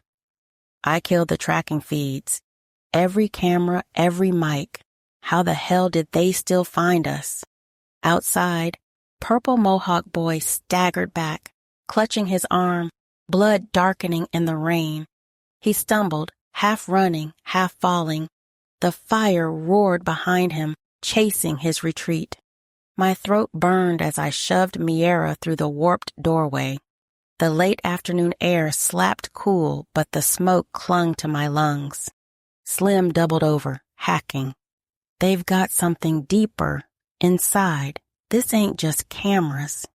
He was right. If they could track us after Slim had fried the feeds, then Talon's net was running deeper systems, informants, maybe even someone feeding them our moves. I dug my phone out, screen slick with ash. I realized if Slim buried the feeds, but Purple Mohawk boy had still tracked us. That meant the Talon had eyes deeper than I suspected.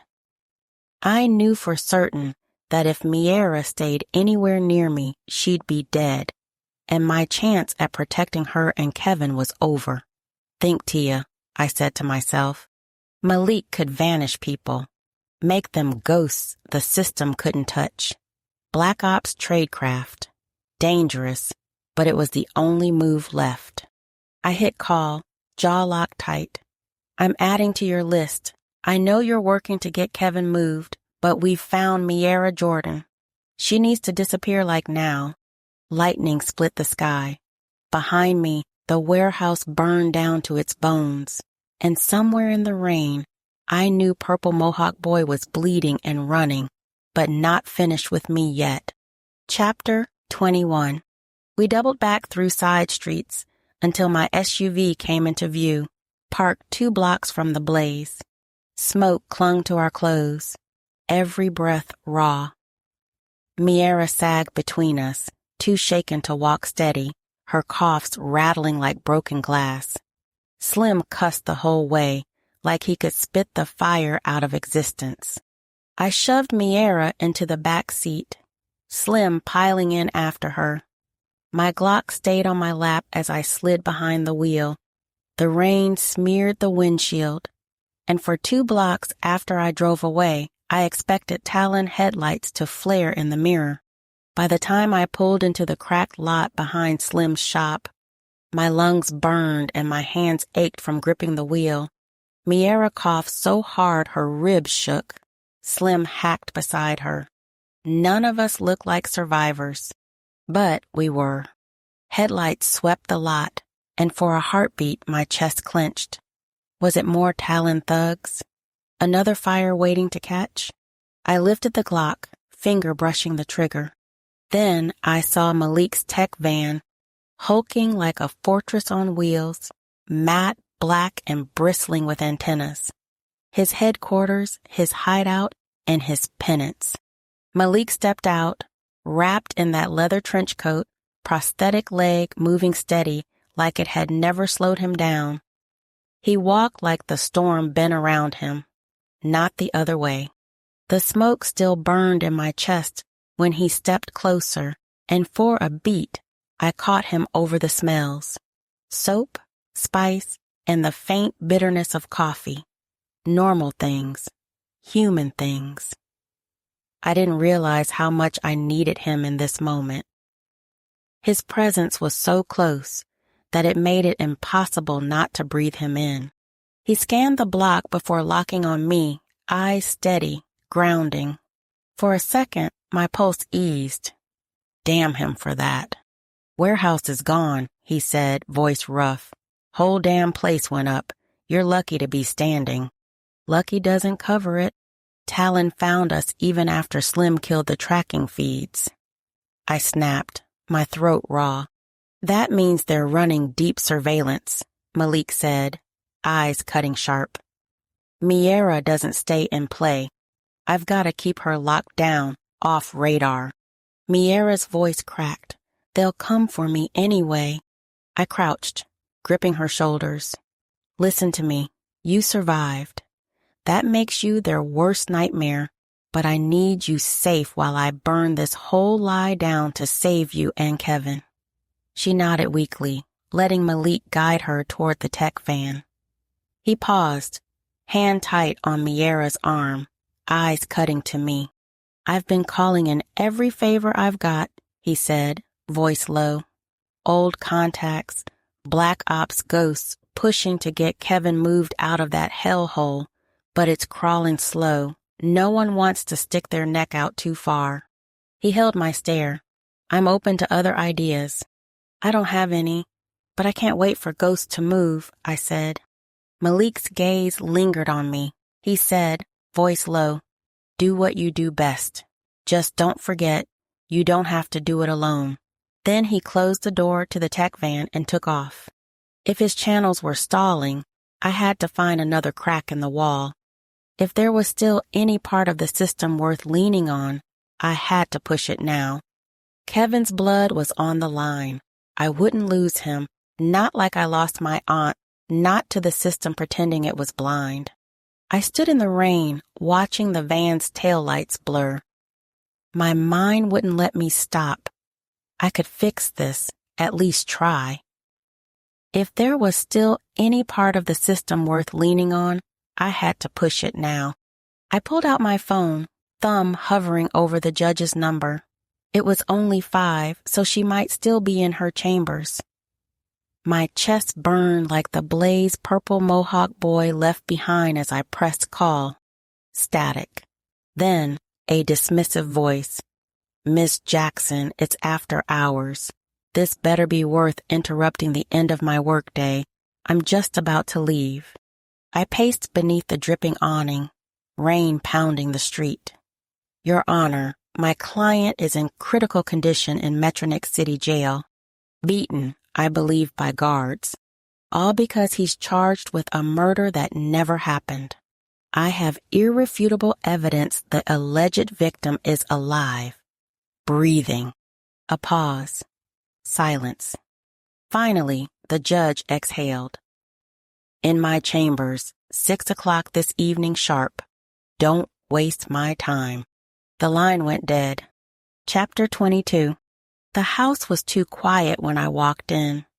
Too still. Just silence, pressing at my ears. My body didn't trust it. Smoke clung to my clothes, and every flicker of light through the blinds looked like fire crawling up the walls. I froze in the doorway, Glock still in my hand, breath shallow like the blaze was choking me all over again. My pulse pounded until I forced myself to move, lock the deadbolt, drop the weapon on the table, breathe. Malik had Miera off-grid. She was safe, at least for now. But Kevin wasn't. He was still at the jail in a coma. No matter what, at 6 o'clock, I had to be at the judge's chambers to make sure he was safe. I dropped my briefcase by the door, then bit the inside of my lip, remembering Andre would be waiting at the restaurant for my answer to his proposal. Shoot. There was no way to avoid it. Dinner would have to wait. Justice came first. I sniffed. I reeked of smoke, blood, and I felt an anxiety attack blooming, but I pushed it down. If I wanted the judge to take me seriously, I couldn't walk in looking like I just crawled from a fire. I needed to scrape myself back together and face her chambers like a lawyer, not a survivor. The carpet felt rough under my bare feet, every bruise from the warehouse fire aching in time with the storm outside. My blazer slid from my shoulders, heavy with rain, landing in a heap. The shower hissed alive, steam curling over me, washing away the ash, grit, and fear. My lungs burned as I coughed out the last of the smoke. When I finally stepped out, the mirror fogged over, my own reflection a ghost staring back. I padded into the bedroom, towel cinched tight, every creak in the floorboards making my heart slam. The house was too quiet, too normal. Books on shelves, pictures still hanging, bed perfectly made. Like the Iron Talon hadn't just set my world on fire. My chest tightened. Were they watching me now? Would they be here when I slept? I forced myself toward the closet. A wall of suits lined in neat rows. My armor, my camouflage, fabric and stitching that made me look untouchable even when I was breaking inside. My hand hovered over the navy and black, the safe choices. Instead, my fingers drifted to deeper shades, burgundy, rust, rich brown, colors that felt alive, dangerous. I pulled a rust jacket free, the tone fierce against my skin, paired it with a tan blouse and brown heels. I dressed slow, each button pressed against my shaking fingers until the tremors eased. By the time the jacket slid across my shoulders, the panic dulled. Not gone, but caged. I straightened in the mirror, not a survivor now. A lawyer cloaked in Oya's colors, ready to go to war for her client. For once, victory felt close. The digital clock glared from the microwave. 5:27 p.m. My chest tightened. Andre had been calling me. I swiped to see his missed calls stacked on my phone like indictments.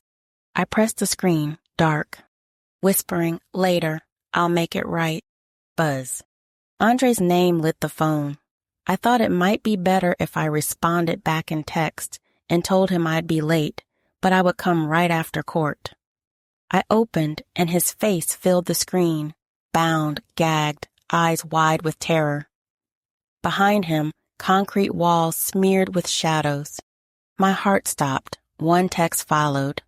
Drop the case or face your consequences. Chapter 23. Kane with the Purple Mohawk. Location, Club Nexus Noir. Blood still leaked through the fresh bandages, sticky beneath my shirt.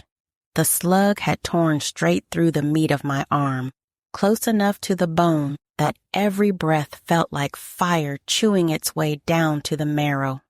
The Talon's doctor hadn't bothered with an anesthetic, just stitches yanked tight, gauze slapped over it, and a look that said, "You'll live, so quit whining." But I wasn't thinking about living. I was thinking about how close she'd come to killing me. Tia Jackson. and how, for one stupid second, I hadn't wanted to stop her.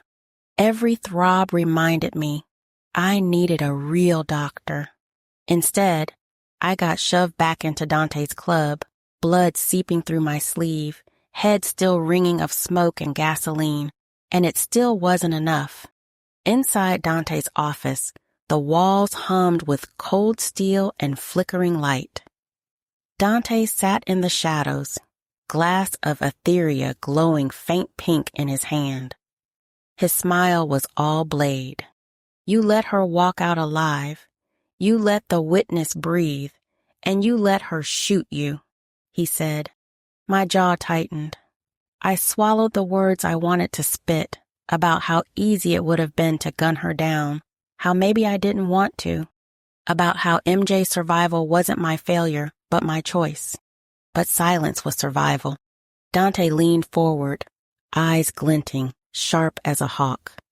You've been hiding from me, Kane, skipping your doses, thinking I wouldn't see. I see everything. Bird's eye view. His grin widened, cruel.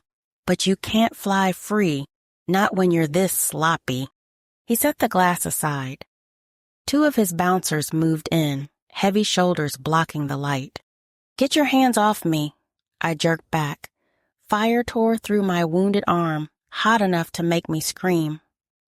My boot caught one in the knee before the other slammed my shoulder, white-hot lightning ripping down to the bone where the bullet had chewed through. I thrashed, teeth bared, but then Dante's gaze caught mine. Not human. Not anymore. Something in his eyes flickered, metallic, avian, merciless. A predator's gleam wired into machine code. For a heartbeat, I swore I heard wings beating inside my skull, claws raking down the walls of my mind. The fight drained out of me, not because I wanted it to, but because my body knew better than I did. They forced me down into the chair, wrists bound against cold iron arms, and I went still, chest heaving, sweat slick on my face. Dante crouched, voice slick. You think you hate me? Hate makes you useful, but disobedience, that makes you mine. To break. He lifted the flask. Not to drink. To pour. One of the bouncers clamped a meaty hand over my jaw, fingers grinding into the bruises already blooming there. The other pried at my mouth, knuckles digging until my lips split. I tried to twist away, pain screaming through my shot-up arm, but they held me like I was nothing more than an animal waiting for slaughter. The flask tilted. Etheria spilled hot and sweet, flooding over my tongue, up my nose, burning like acid. I gagged, choking as it filled my throat. I tried to spit, tried to scream, but the hand on my jaw forced it down, and the more I fought, the deeper it went. I gagged, convulsed, lungs clawing for air as liquid fire drowned me. The world fractured, visions tearing me apart. Claws raked at my mind, talons screeching against bone. My blood filled with mechanical wings beating in time to someone else's will. I felt my spirit snag, threads pulled tight by invisible wires. Talon code, soul virus, nanotech screaming rivers of blood. I focused on my sister's face so I could stay sane, but it was like reaching through the flood only to be dragged under. I thrashed, choking, but the bouncers held me down. Dante's laughter blurred through the roar in my skull. Stop your screaming, he said, creepy-like but calm. This is nothing compared to what the Sovereign did to me in the Dark Gate. I endured real torment. You'll endure me. The pink burrowed deep into marrow, soul, thought, until nothing remained but Dante's thrall. The etheria drained away at last, leaving me gasping, spit and pink streaks dripping down my chin. My body shook, but my spirit felt worse, numb, hollow, like claws were inside it, pulling it apart piece by piece. Dante tilted my head back with one hand, whispering against my ear, "Next time, maybe you'll remember who owns you." I bit back the scream rising in my chest. The fire burned hotter than the etheria now, not his, mine. Hatred, fury, the promise to gut him one day. But beneath it, something else coiled. A pull I couldn't fight. The itch to obey, to please him, to make Dante proud. The thought chilled me worse than the drink flooding my veins. My body craved his command even as my mind spat curses. In the silence that followed, I swore it in my bones. One day, I'll burn him first. But even as I thought it, another voice inside that sounded like mine whispered back, "Or maybe I'll burn for him." Episode 7, The Price of Justice. Chapter 24. The photo glared back at me from my phone. Andre tied to a chair, gagged, eyes swollen half shut. My stomach dropped, and for a long, ugly second, all I could hear was the blood in my ears. I wanted to run, grab the Glock, storm the night, tear the city down brick by brick until I found him. But that would be reckless, stupid. And if I went in blind, they'd kill him faster. My thumb hovered over the keypad. Not the police. Never the police. I hit Malik's number. He picked up on the second ring. "Tia, they have him?" My voice cracked, embarrassingly soft. "Who? Kevin?" His tone sharpened, already moving tactical in his head. "No." My mouth went dry. The word lodged in my throat. I forced it out, tasting metal. A pause, long enough to hang myself in. "My fiancé." There, I said it out loud. "His name is Andre, and I just got a picture of him tied up, beaten, a hostage." Silence stretched. I couldn't read his breathing, couldn't tell if he'd frozen or was already calculating next steps. I moved without thinking. Phone pressed to my ear, mindlessly pacing, I stepped into the kitchen. My briefcase sat where I'd dropped it earlier. I flipped it open with one hand, paper spilling. Kevin's files, motions, the pieces of a life I was still trying to save. And there, tucked in the corner pocket, the small velvet box I'd been pretending didn't exist. My hand trembled as I snapped it open. The ring winked at me under the dim kitchen light, cool against my skin as I slid it onto my finger, cold first, then searing, as if shame itself had been forged into the band. Regret churned in me. If I'd met Andre earlier, like I promised, maybe he wouldn't have been alone long enough for them to take him. Maybe if I'd chosen him over another case file, he wouldn't be staring out of a hostage photo with terror carved across his face. Static broke the silence, then Malik's voice, tight, clipped soldier mode. "Send me the photo. I'll trace the metadata. Don't respond. Don't move. I'm on my way."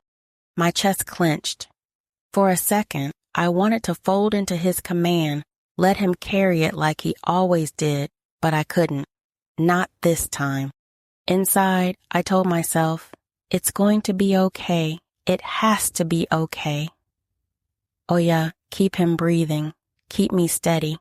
I glanced down at my suit, Oya's colors, my lawyer's armor, not weakness, not tonight. "No," I said, sharper than I meant. "I've got to meet Judge Wellington in her chambers, 6 o'clock sharp. If I miss it, Kevin's finished. That's the only legal shot I have to get him out of Metronix City Jail Hospital before they kill him." Silence. Then Malik's voice came low and sharp, each word edged with warning. "You don't understand. They're pulling you in 2 directions on purpose. That's the trap." "Then spring it," I shot back, forwarding him the text. "You track my fiancé. I'll work the judge.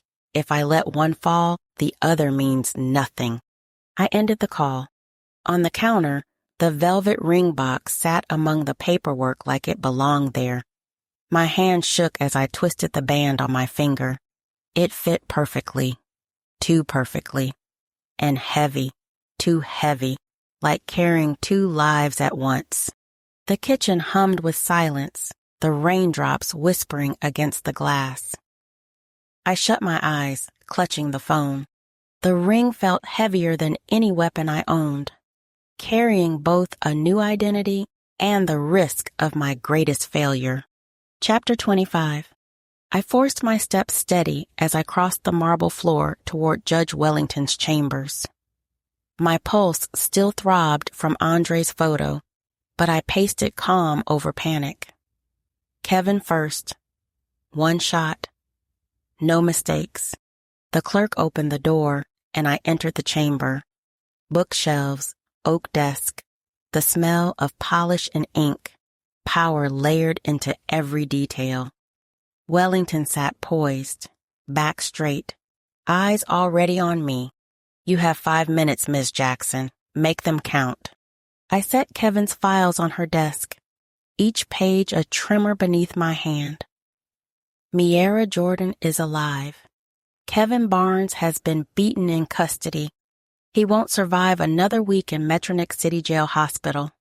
I'm requesting an emergency transfer to a private facility effective immediately.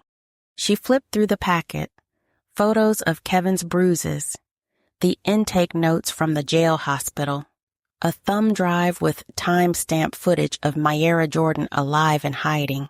My mind was somewhere else, trapped in that photo. Andre slumped in a chair, gagged and broken, his eyes begging me to choose him through the screen.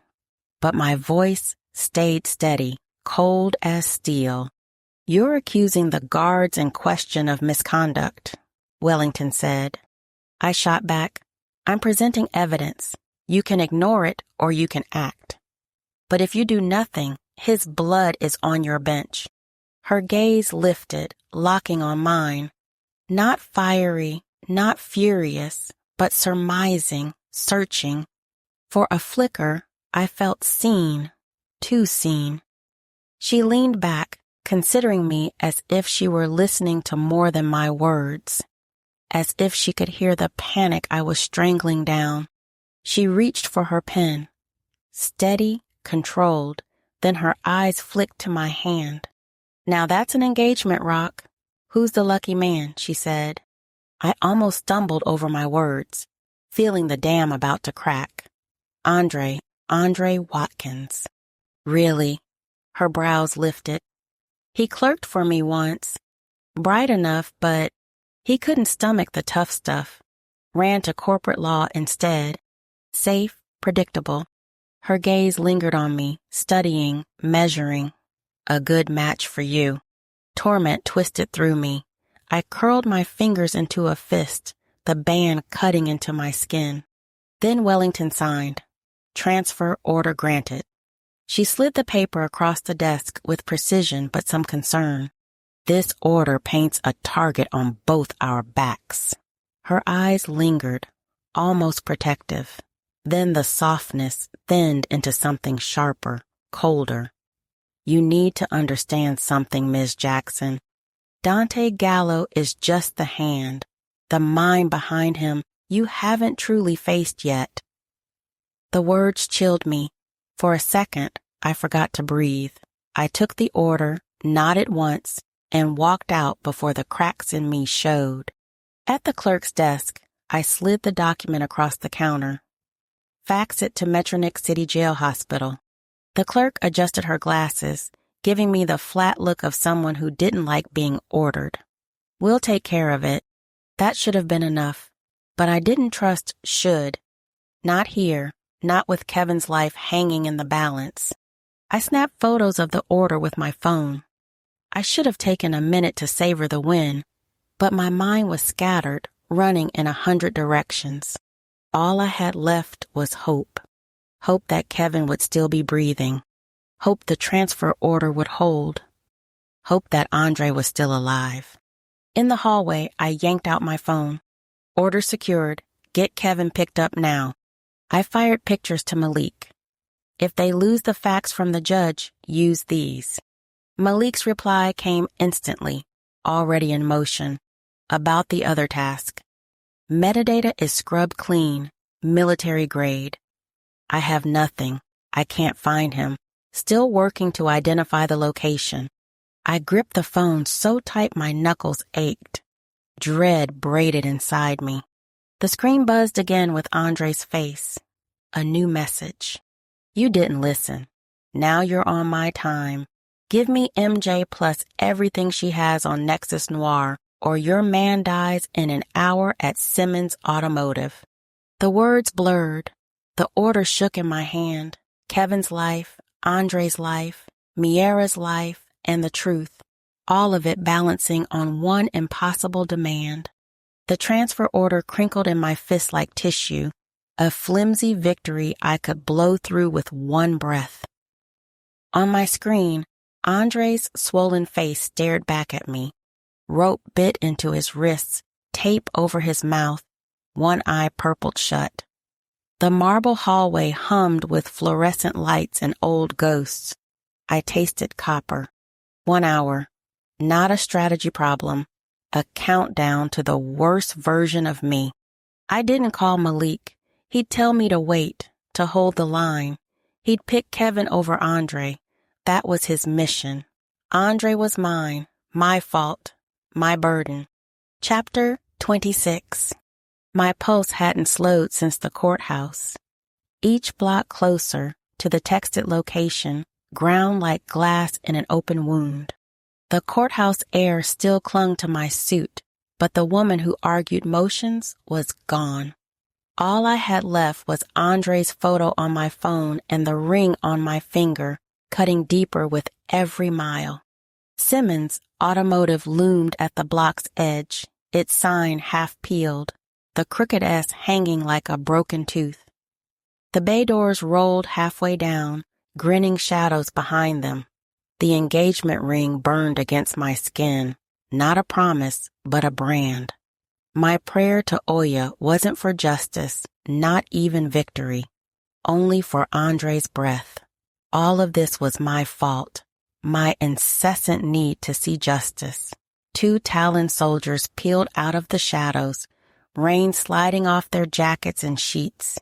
They didn't speak, just reached for me, businesslike in their violence. Their hands swept me rough, practiced. The registered Glock came out first, metal flashing as it left my briefcase. Then the slower, more invasive sweep found the unregistered tucked at the small of my back.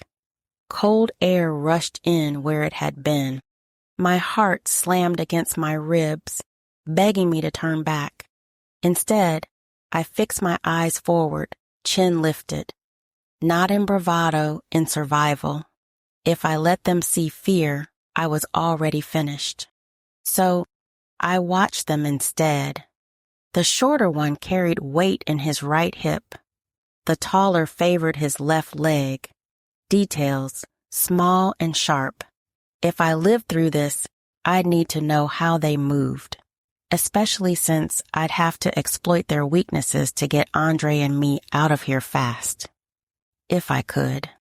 They shoved me through the side door into a corridor that stank of oil and something sweeter, pink etheria.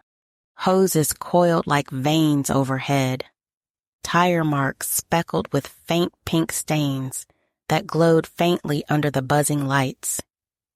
I counted steps, glanced at exits. There weren't any. Just the trap, polite enough to show me its teeth before it shut. The air was thick with oil, gasoline, and Etheria's sweet, sugary smell. Andre hung strapped to a lift, chest forced back by ratchet straps, tape over his mouth. His swollen face hit me like a fist. I'd failed. And waiting like a judge on his throne, Dante Gallo sat immaculate, a cruel smile carved into his face. Both of my Glocks gleamed in his hands like toys. Beside him stood a figure I recognized immediately, eyes vacant, bandage fresh against his arm. Purple Mohawk boy, The same boy from the photo on the wall, smiling wide beside an older man at the shop's ribbon cutting. Now, a statue, hollow. Dante's smile expanded, cold as a blade. He toyed with one of my pistols, rolling it in his hand like an accessory.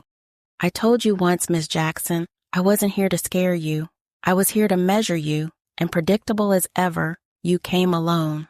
He tipped his chin toward Andre, bound and broken. Remember our conversation from earlier about how the ecosystem works? Idealists adapting, or they die quoting the Constitution. Then, he tapped the steel table twice, tap, tap, the sound crawling up my spine. His voice dropped, almost reverent. Feel that pressure in your chest? That's the shadow circling overhead. It doesn't frighten you, it sizes you. His smile thinned. Tonight, it decided you're mine. My knees wanted to buckle. My lungs wanted to fold. But I made my choice the moment I stepped inside Simmons. I would not give him my fear. He could strip my weapons, my strength, my breath, but not that. Not yet. If he wanted to measure me, fine, let him. He'd see what it looked like when a woman refused to break, even when the math said she should. The ring cut into my skin, sharp and unyielding, not just a brand anymore, armor. I chose that in this moment to carry him with me, to make this pain into steel. If Dante wanted obedience, he'd choke on it. I lifted my chin, lawyer mask locked in place. If this is your ecosystem, then you've forgotten one rule. Predators bleed too. Chapter 27. Dante didn't blink at my line. He only set one of my Glocks on a metal tray, precise as a surgeon choosing a scalpel. Proceed, he said, almost bored. I held his gaze. Proof of life first. Take the tape off. A faint tick in his jaw. He nodded at a Talon thug. Tape ripped. Andre's gas cut through the chemical sugar of the room. His lips were split, his breath ragged, but his eyes, those were still Andre's. They found the ring on my finger and widened. I let him see me steady. Terms, I said, voice flat. You release him. I give you everything MJ recorded about Nexus Noir. You get a written statement from me that Kevin Barnes acted alone. My withdrawal will hit the DA's inbox before I'm out the door. Dante smiled at the word door, like it was a fairy tale. Words, I prefer demonstrations. He lifted my other Glock, sighted it down at Andre's chest, then back to me, as if weighing which body would teach me faster. He lowered it. We'll begin with a baseline. He tipped his chin at Purple Mohawk Boy. Kane, dose him. Kane stepped to the tray. The syringe gleamed pink under the fluorescence. The compressor hiss deepened. The hoses along the wall trembled like snakes waking. Stop. Take me. Let him go. My voice cut clean. Dante didn't look at me. Your obedience is the lesson, Miss Jackson. His suffering is the chalk. I moved my eyes, not my head. Counted bodies, distances, tools. A torque wrench on the bench behind me. A dangling chain hoist to my left. A red kill switch stenciled emergency near the ethanol drum. My heels planted, right foot back, weight low. Not enough, not yet. I focused on Purple Mohawk Boy. Kane, is that your name? You grew up here, didn't you? My words landed soft, meant only for him. That photo on the wall with the older man. Is that your grandfather? Steady hands, proud smile. He built things. He fixed what other men broke. Kane's hand trembled around the syringe. Dante said, Don't make me repeat myself. I stepped closer to the lift, putting my body between the tray and Andre. One guard raised a baton. I didn't flinch. Kane, I said, louder now, cutting across the room. He'd be ashamed to see this place like this, and ashamed of you.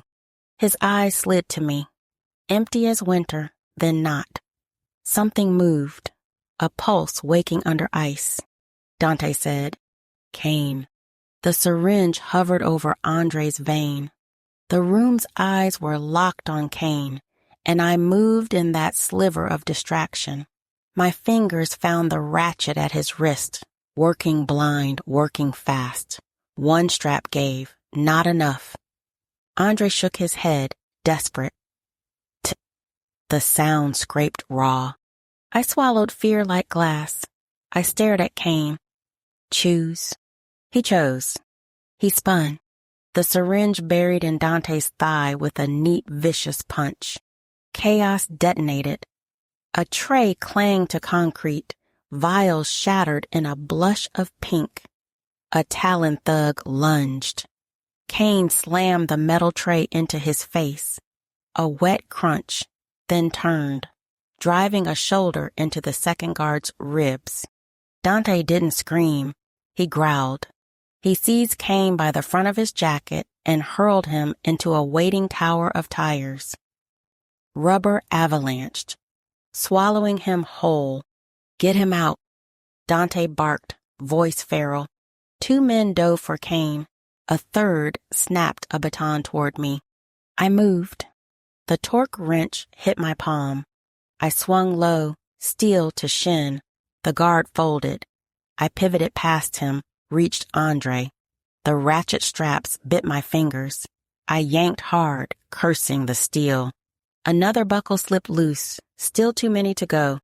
Breathe, I told him, tearing the tape the rest of the way. His flinch carved me open. Tia, his voice was shredded wire. I'm here. My hands shook, and I forced them steady. I'm here, baby. Behind us, Dante surged from the pink mist, eyes colder than marble. He lifted my Glock. Don't, I said, and the word was nothing. The shot cracked the room in half. Andre's body jerked. The strap caught him when his legs went. I caught everything else, the weight, the heat, the slackening. The smell of gunfire bled through pink ethereal sugar. For a heartbeat, the garage forgot how to breathe. His chest rattled with a sound I'll never forget. Thin, jagged gasps that weren't real breaths, just his body refusing to give up. My hand was already slick before I even looked down. No, no, no. I pressed my palm to the wound, useless as prayer. Blood warmed my skin. Slicked the ring, turned the diamond dark.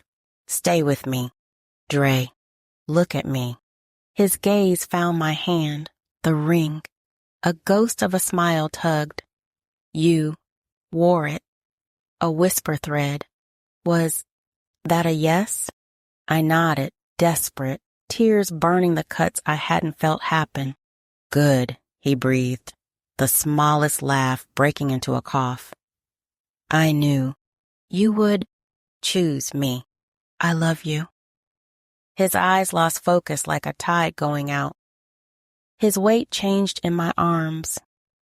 The awful lightness you never forget. Episode 8, Sentinel Rising. Chapter 28. The gunshots still echoed in my ears as Andre's head sagged in my arms, too heavy, too still. His lips were parted like he might speak my name, but nothing came. No words, no breath, just silence. In the back area, Kane lunged for Dante, teeth bared, rage still alive in him even with blood soaking his shirt. For a heartbeat, I thought maybe he'd take that bastard down. 2 gunshots from my Glock ripped through the garage. Kane folded, gone. I froze. My whole body locked up, the world tilting. 2 men dead in the same breath, one in my arms, one on the floor. My brain split in half, one side screaming grief, the other whispering like a drill instructor. Move or you die next. I tried to drag Andre toward the SUV. His body slid heavy, limp, my hands shaking so hard I almost dropped him. I pressed my cheek to his, desperate for air against my skin, breath, anything, nothing. My SUV sat like salvation outside the garage. For a second, hope lit. Then I saw the tires. Shredded rubber strings curling on the ground. Cut clean. The Talon thugs had planned every exit. My stomach heaved, but survival burned hotter. I couldn't carry Andre with me. Couldn't save him. Couldn't save Kane. My hand slipped off Andre's shirt. The guilt felt like knives, but my legs moved anyway, running without permission. I did my best in the heels. I didn't want to remove them because those shoes had steel tips. I'd use them if I had to, especially on one of those Talon bastards who got close enough, I'd drive a heel straight into his skull. I bolted, lungs burning, weaving through the narrow-cut alleyway beyond the garage. The night pressed close, no cover, just the stink of trash and the hum of the city somewhere far away. My pulse thundered, drowning everything else. I found a position in the alleyway that gave me an advantage. I got down into position behind a rusted dumpster. I pressed my spine flat against the brick and pulled my knees up, ready to spring. My breath was shallow, counted. If one of those bastards came close, I'd drive steel into an eye and move. For now, I waited, quiet and ready to strike. At the alley mouth, shadows moved, shapes blocking me in, Talon thugs closing like a pack of birds. Just in case, I smashed the beacon on the tracker Malik placed on my wrist. If I didn't make it, at least he'd find my body. My thumb slipped with sweat, but the light blinked red, alive. Focus, I said to myself. Preparing my mind like the black belt that I'd trained to be, never thought I'd have to use it for real. The thugs fanned out, grinning in the dark. My heels scraped as I planted, hands loose at my sides, ready to strike. Silence. The only sound was my breathing, and the echo of my promise to make these shoes draw blood. Chapter 29. I kept my back flat against the brick until my legs said move. Then I pushed. The first one came slow, thinking he had the drop. I let him think. Heel to kneecap, hard enough that something popped, and he went down with a surprised curse. The second tried to loop me from the side.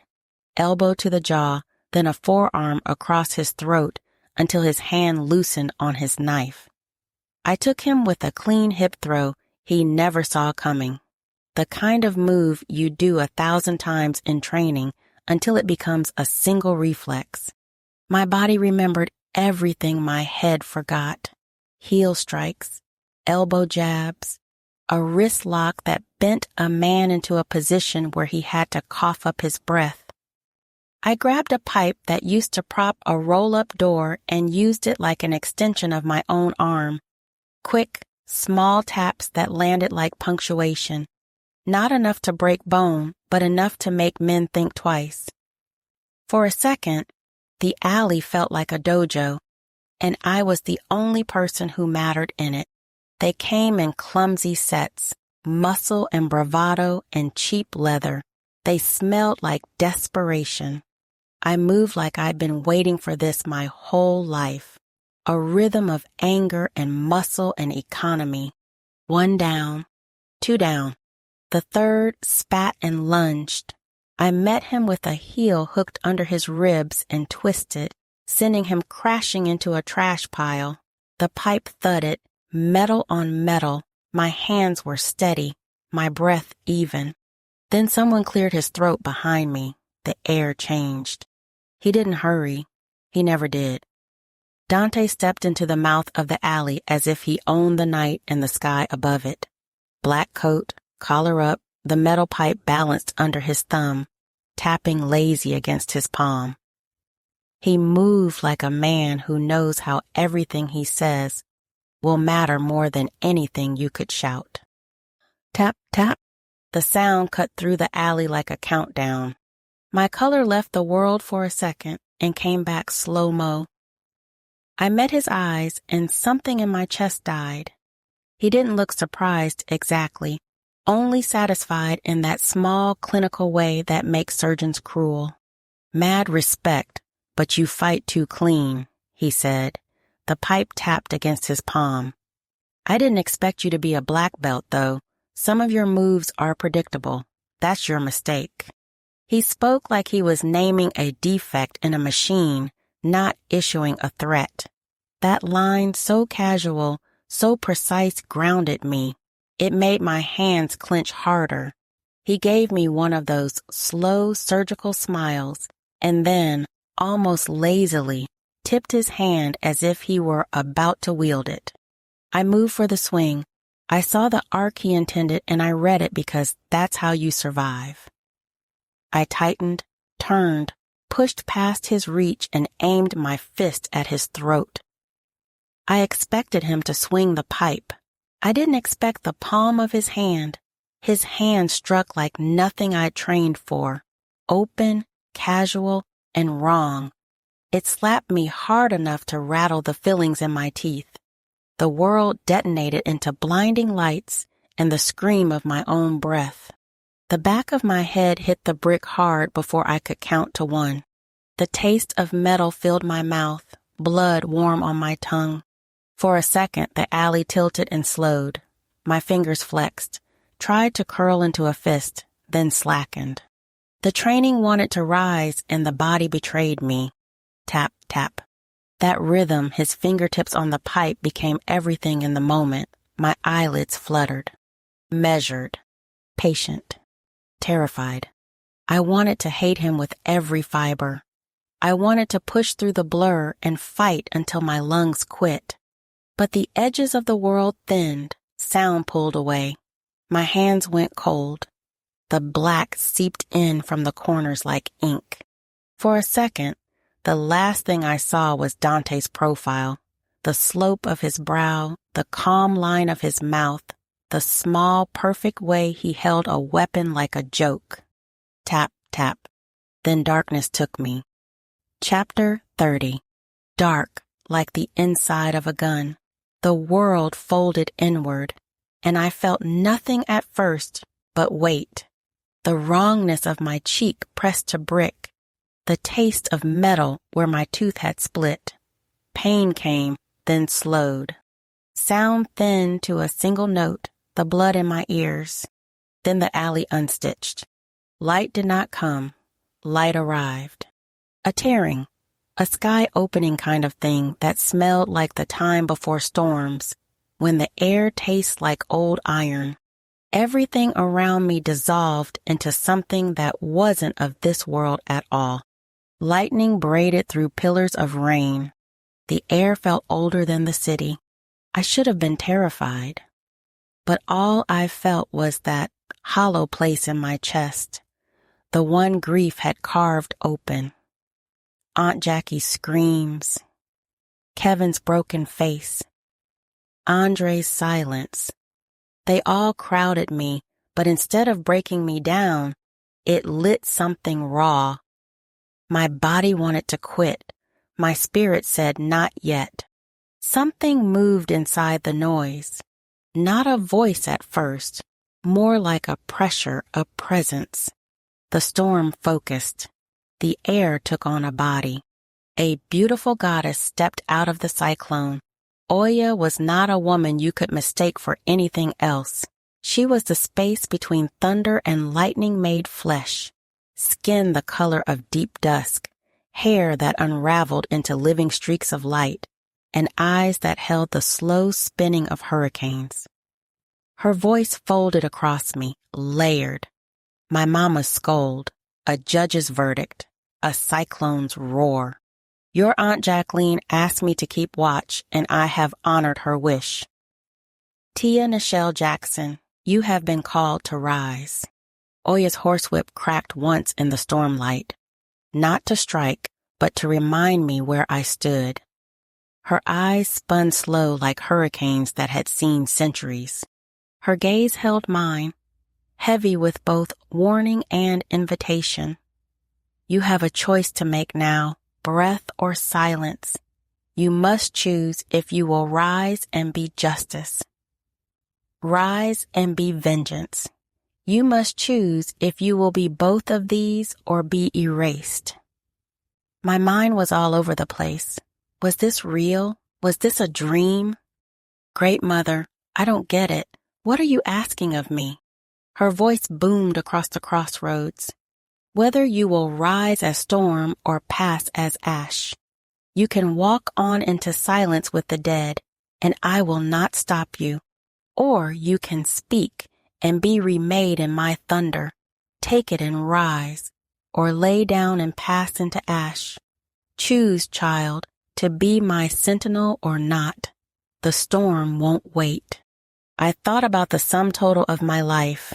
Aunt Jackie, Kevin, Andre, Malik, who kept showing up in my head like a promise I couldn't keep. The child I chose not to carry. The future I folded away to survive. All the names that never got justice. My chest ached with it. I wanted two things at once. I wanted those who did this to feel the thunder. I wanted balance. If I took this storm and used it, maybe the city would stop pretending justice was optional. I swallowed. The decision was a verdict that came from my soul. I stood and said it loud enough for the crossroads to listen. I carry the storm and the names of the wronged. I bring justice to the unjust. I am the Sentinel. Chapter 31. The crossroads rumbled. The Great Mother gazed at me. You have chosen, Tia Nichelle Jackson. You shall be my sentinel as long as I have need of you. My mama's necklace lifted from my chest, the chain glowing like heated wire. Your mother's gift was never jewelry. It is a tether, a storm seed. It binds you to me. It has waited for your yes. Heat bloomed at my throat. I reached up because that's what you do when something crawls your bones. The pendant unraveled under my fingers. Threads of light pulled out, hot and smooth as storm glass. They traveled across my skin, etching lines down my ribs, drawing maps I didn't recognize. I understood with a clear, merciless logic. I was being unmade and remade. The daughter, the niece, the lawyer, those skins peeled back. The oath I had spoken anchored me, and now the tether sealed it. Oya's gaze pressed heavy. You clung to their courts, their rules, but half a vessel cannot carry my justice. The threads braided tighter, spun into burgundy cloth, storm markings opening along my arms. Armor shaped itself from light and air, not heavy but sure, as if the storm knew where my strength lived. For the first time I felt anchored, intentional. Then the world leaned. The storm realm unraveled like a banner being rolled up. Hot wind shoved through cracks and out of alleyways back into the world. The taste of ozone and ash lingered on my tongue. When the light dimmed enough to be a room again, I sat up on a dirty couch. Somebody had probably dumped me there, thinking I was near dead. I knew better. The oath still sat warm in my mouth. It wasn't comfort. It was a promise with teeth. The air stank of pink etheria, copper, and smoke. Two bodies, Kane's and Andre's, sprawled where the Iron Talon had left them, thrown away like old tires. I didn't look away. Their silence was proof of what I now carried, a debt collected in thunder. I stood, lightning coiled around my body. I did not feel like that previous version of myself who had fallen. I felt like a reckoning that carried the city's wrongs and the weight of what must be paid. I was raw and dangerous and terrible in a way. I had no time to measure. I straightened my shoulders and glided toward the interior of Simmons' garage, and though my knees still trembled, my resolve did not.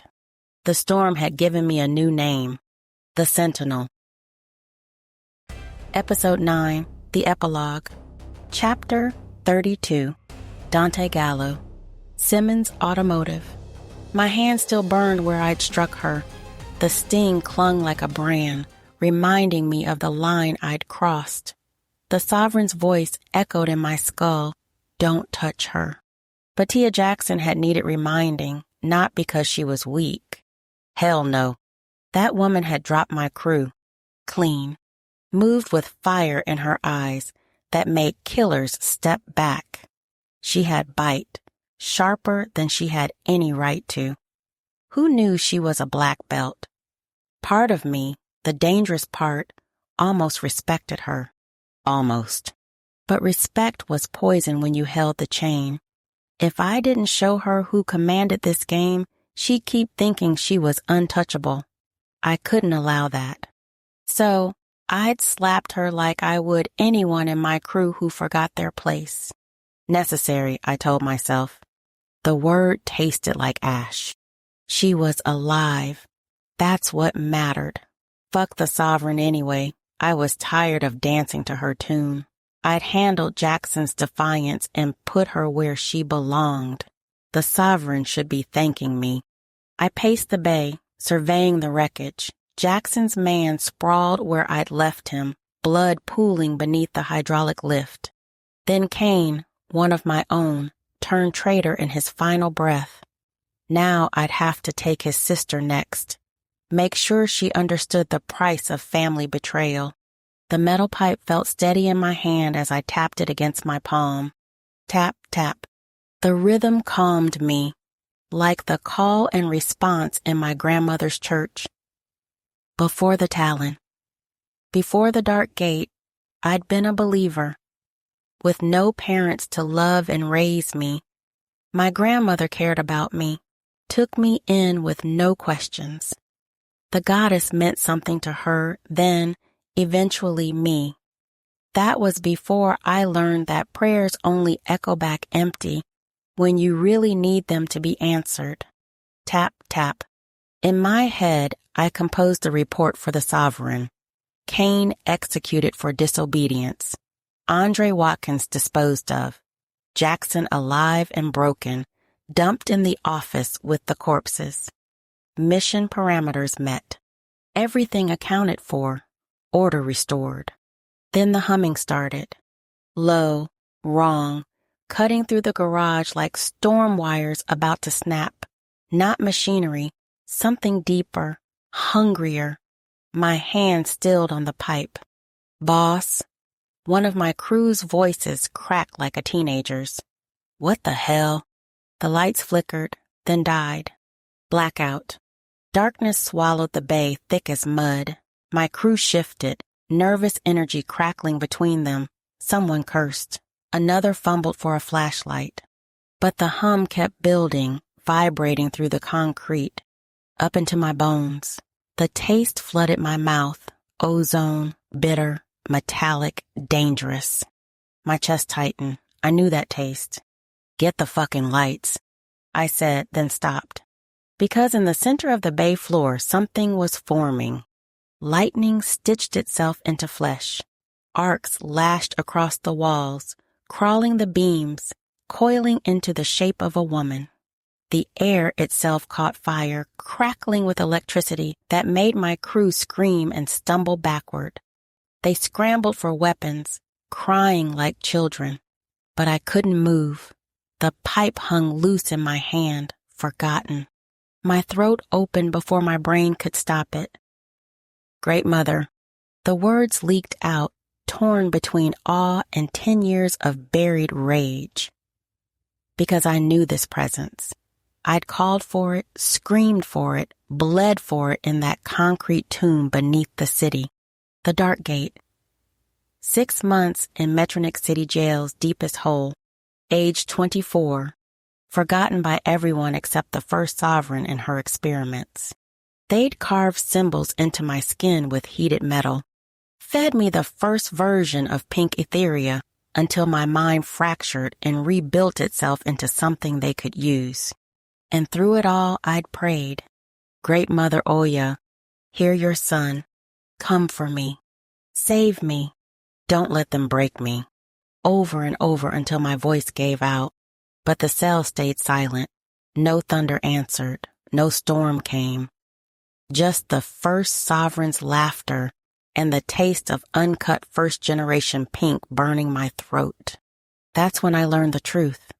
The goddess only hears who she chooses to hear, and she'd chosen silence for Dante Gallo. So I stopped calling, stopped believing, turned my back on her empty sky, and built my own power from the pink, concrete, and blood. Now, 10 years later, she showed herself, not for that boy who'd needed her. The figure raised an arm. Lightning detonated through the bay. Engines exploded. Doors split. My crew vanished into ash. The building shook like it might collapse, metal groaning and sparks raining down like judgment. When the light faded, she stood alone in the smoking ruins.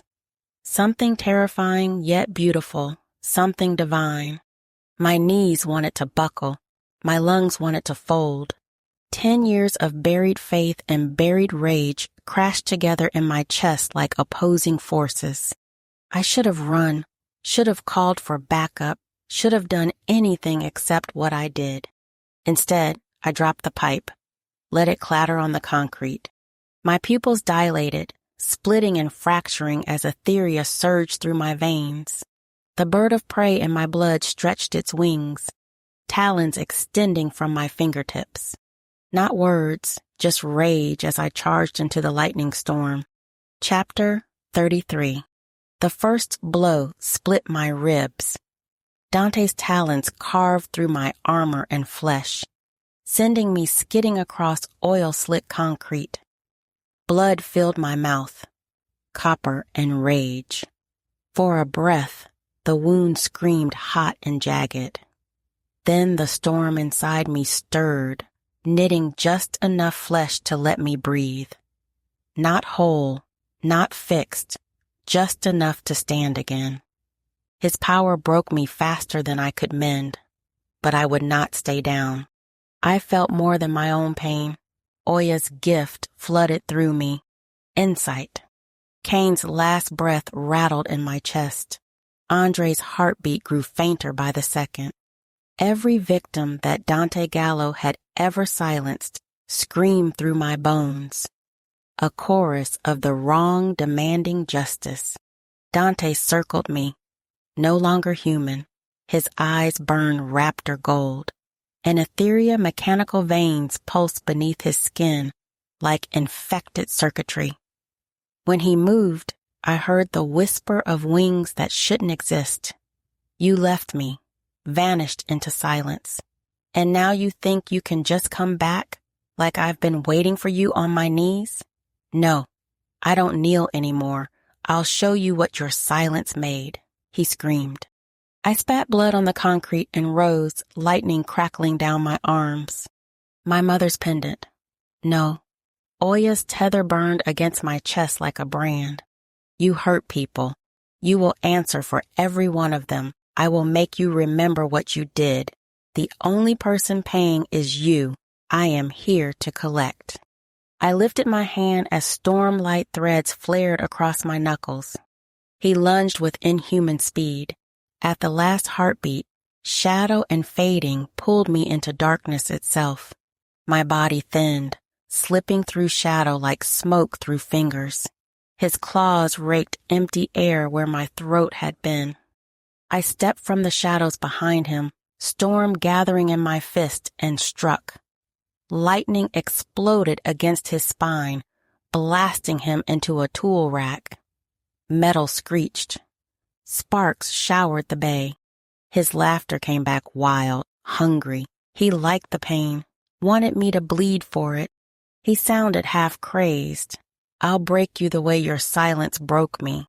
That silence made me stronger than you ever did. He rushed again, faster, heavier.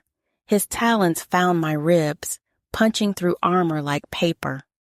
Hot blood poured down my side, but where his claws pierced, healing stirred beneath my skin again. Dante seized my throat, lifting me off the ground. The garage tilted, black creeping at the edges of my vision. His grip crushed down like a vice. "I called for you," he said, hawk eyes blazing inches from mine. 24 years old in their concrete tomb. They carved me open and fed me pink until my soul cracked.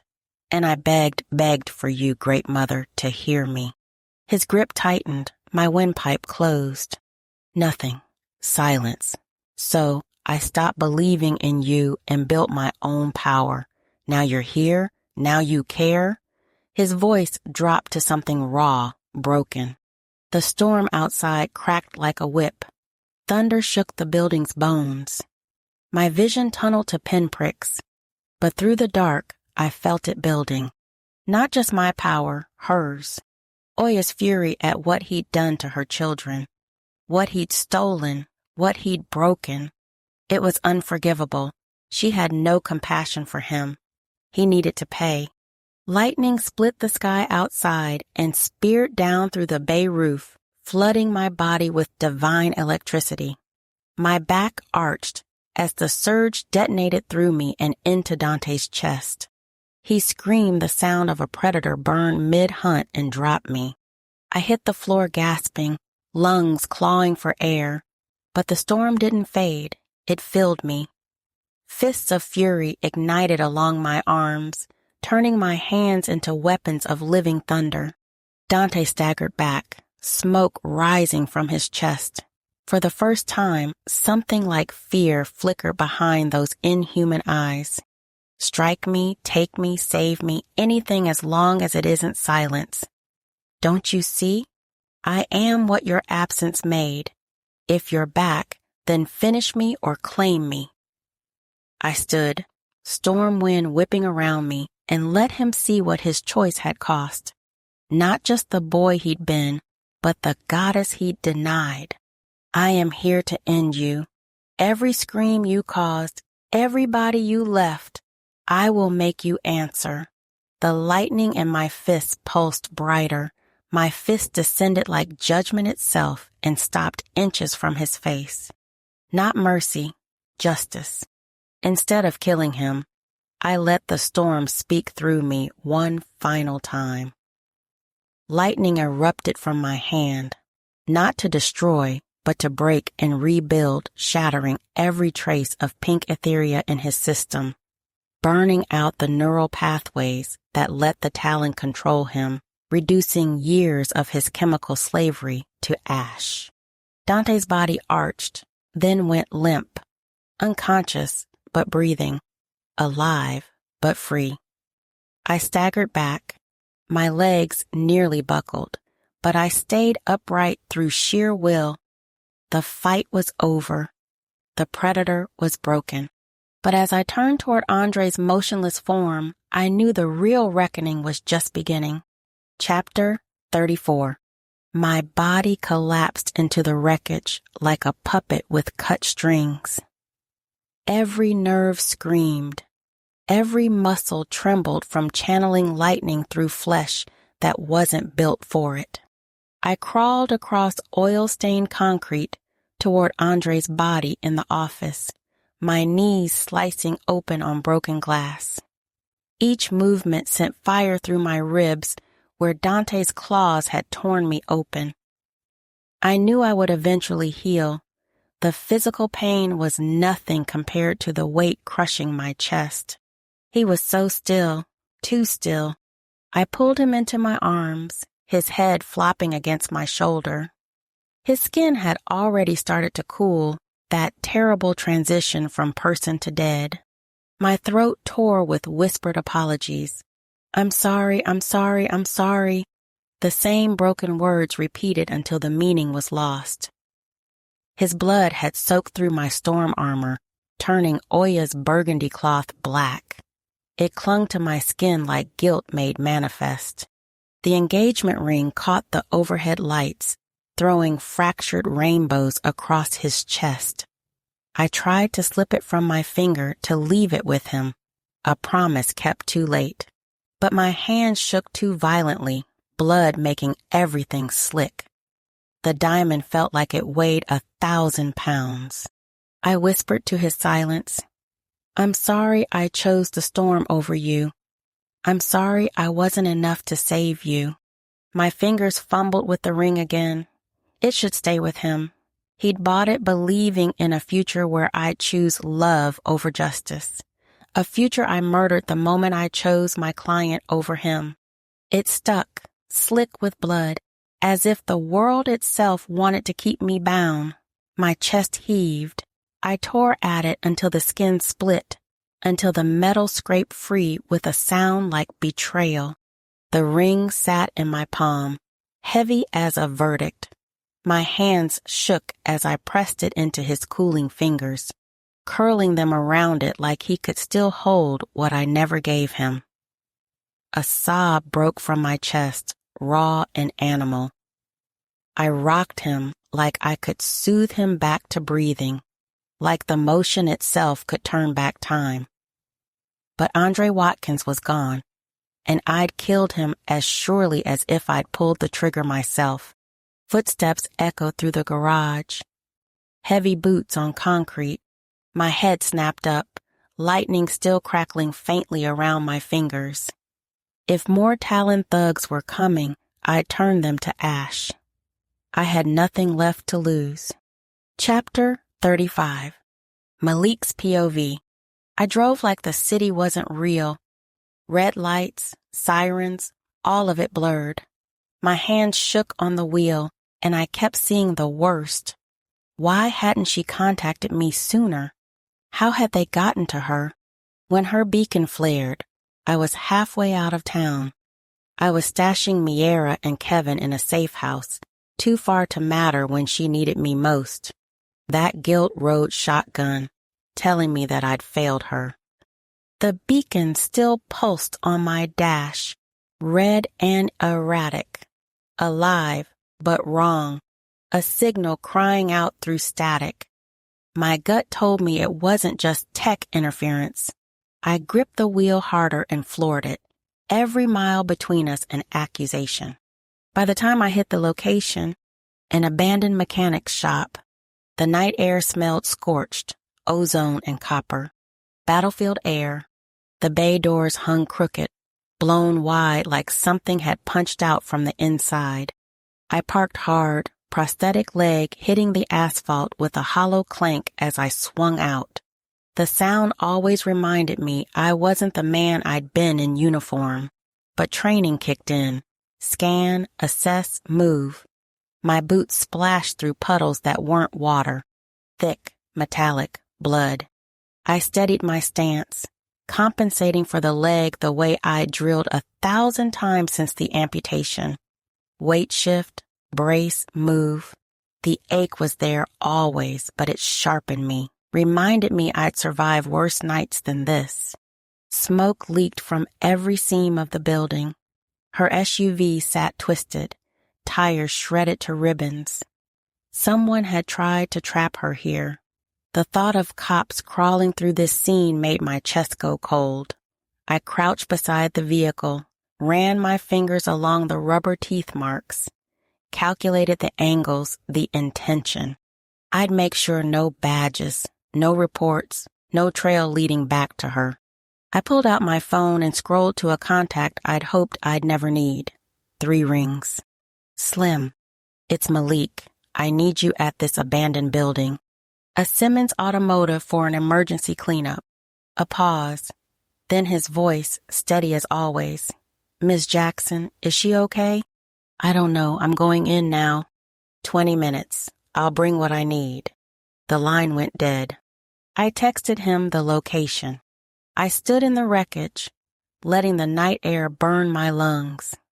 Dominic Reed had served 2 tours under my command before civilian life, and a stupid fight landed him in lockup.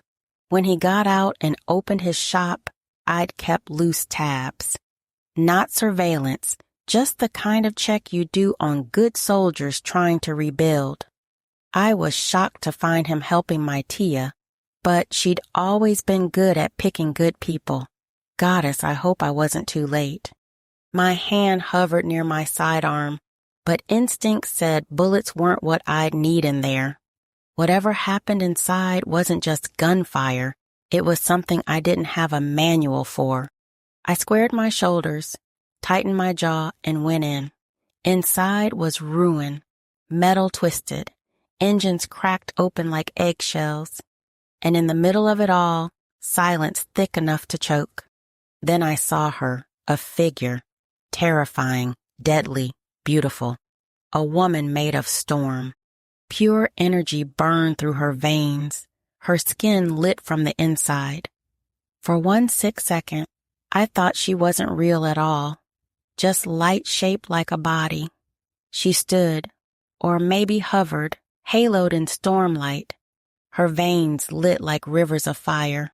Armor shimmered and fractured, her outline impossible, divine and terrible all at once. I froze. I'd seen something like this once before, back in the desert, a man lit up by an IED's blast, glowing a second too long before death claimed him. But this was no death. This was power, raw and hungry, wearing her face. Then the storm bled out of her, draining like water through broken glass. The light faltered, collapsed, and what hit the ground wasn't a goddess. It was my Tia. She lay broken, skin still glowing faint, stormlight crawling like it had nowhere left to go. Around her sprawled what used to be men, blackened and broken. My chest cracked open, relief and terror in the same beat. I was at her side before I realized I'd moved, prosthetic legs slamming against concrete, gathering her into my arms. Her body was hot, too hot, like lightning had just been living under her skin. "Goddess help me," I said. Tia made a broken sound that cut right through me. Then she screamed. Raw, hoarse pain and storm tangled together. I tightened my hold, pulling her in close, my throat burning. "I've got you." I kissed her forehead and whispered into her hair over and over. "I've got you. You're safe now, I swear it." Her head pressed weakly against my chest, and I swore the whole damn city could burn as long as she stayed in my arms. The end of Season 1. This marks the end of the complete Season 1 of Sentinel Superhero Vigilante serial. Thank you for joining Tia's transformation from lawyer to the Sentinel. If you enjoyed this, please click like, subscribe, or join the Sentinels list to catch the next season's reader event. Until then, storms remember, and so do we.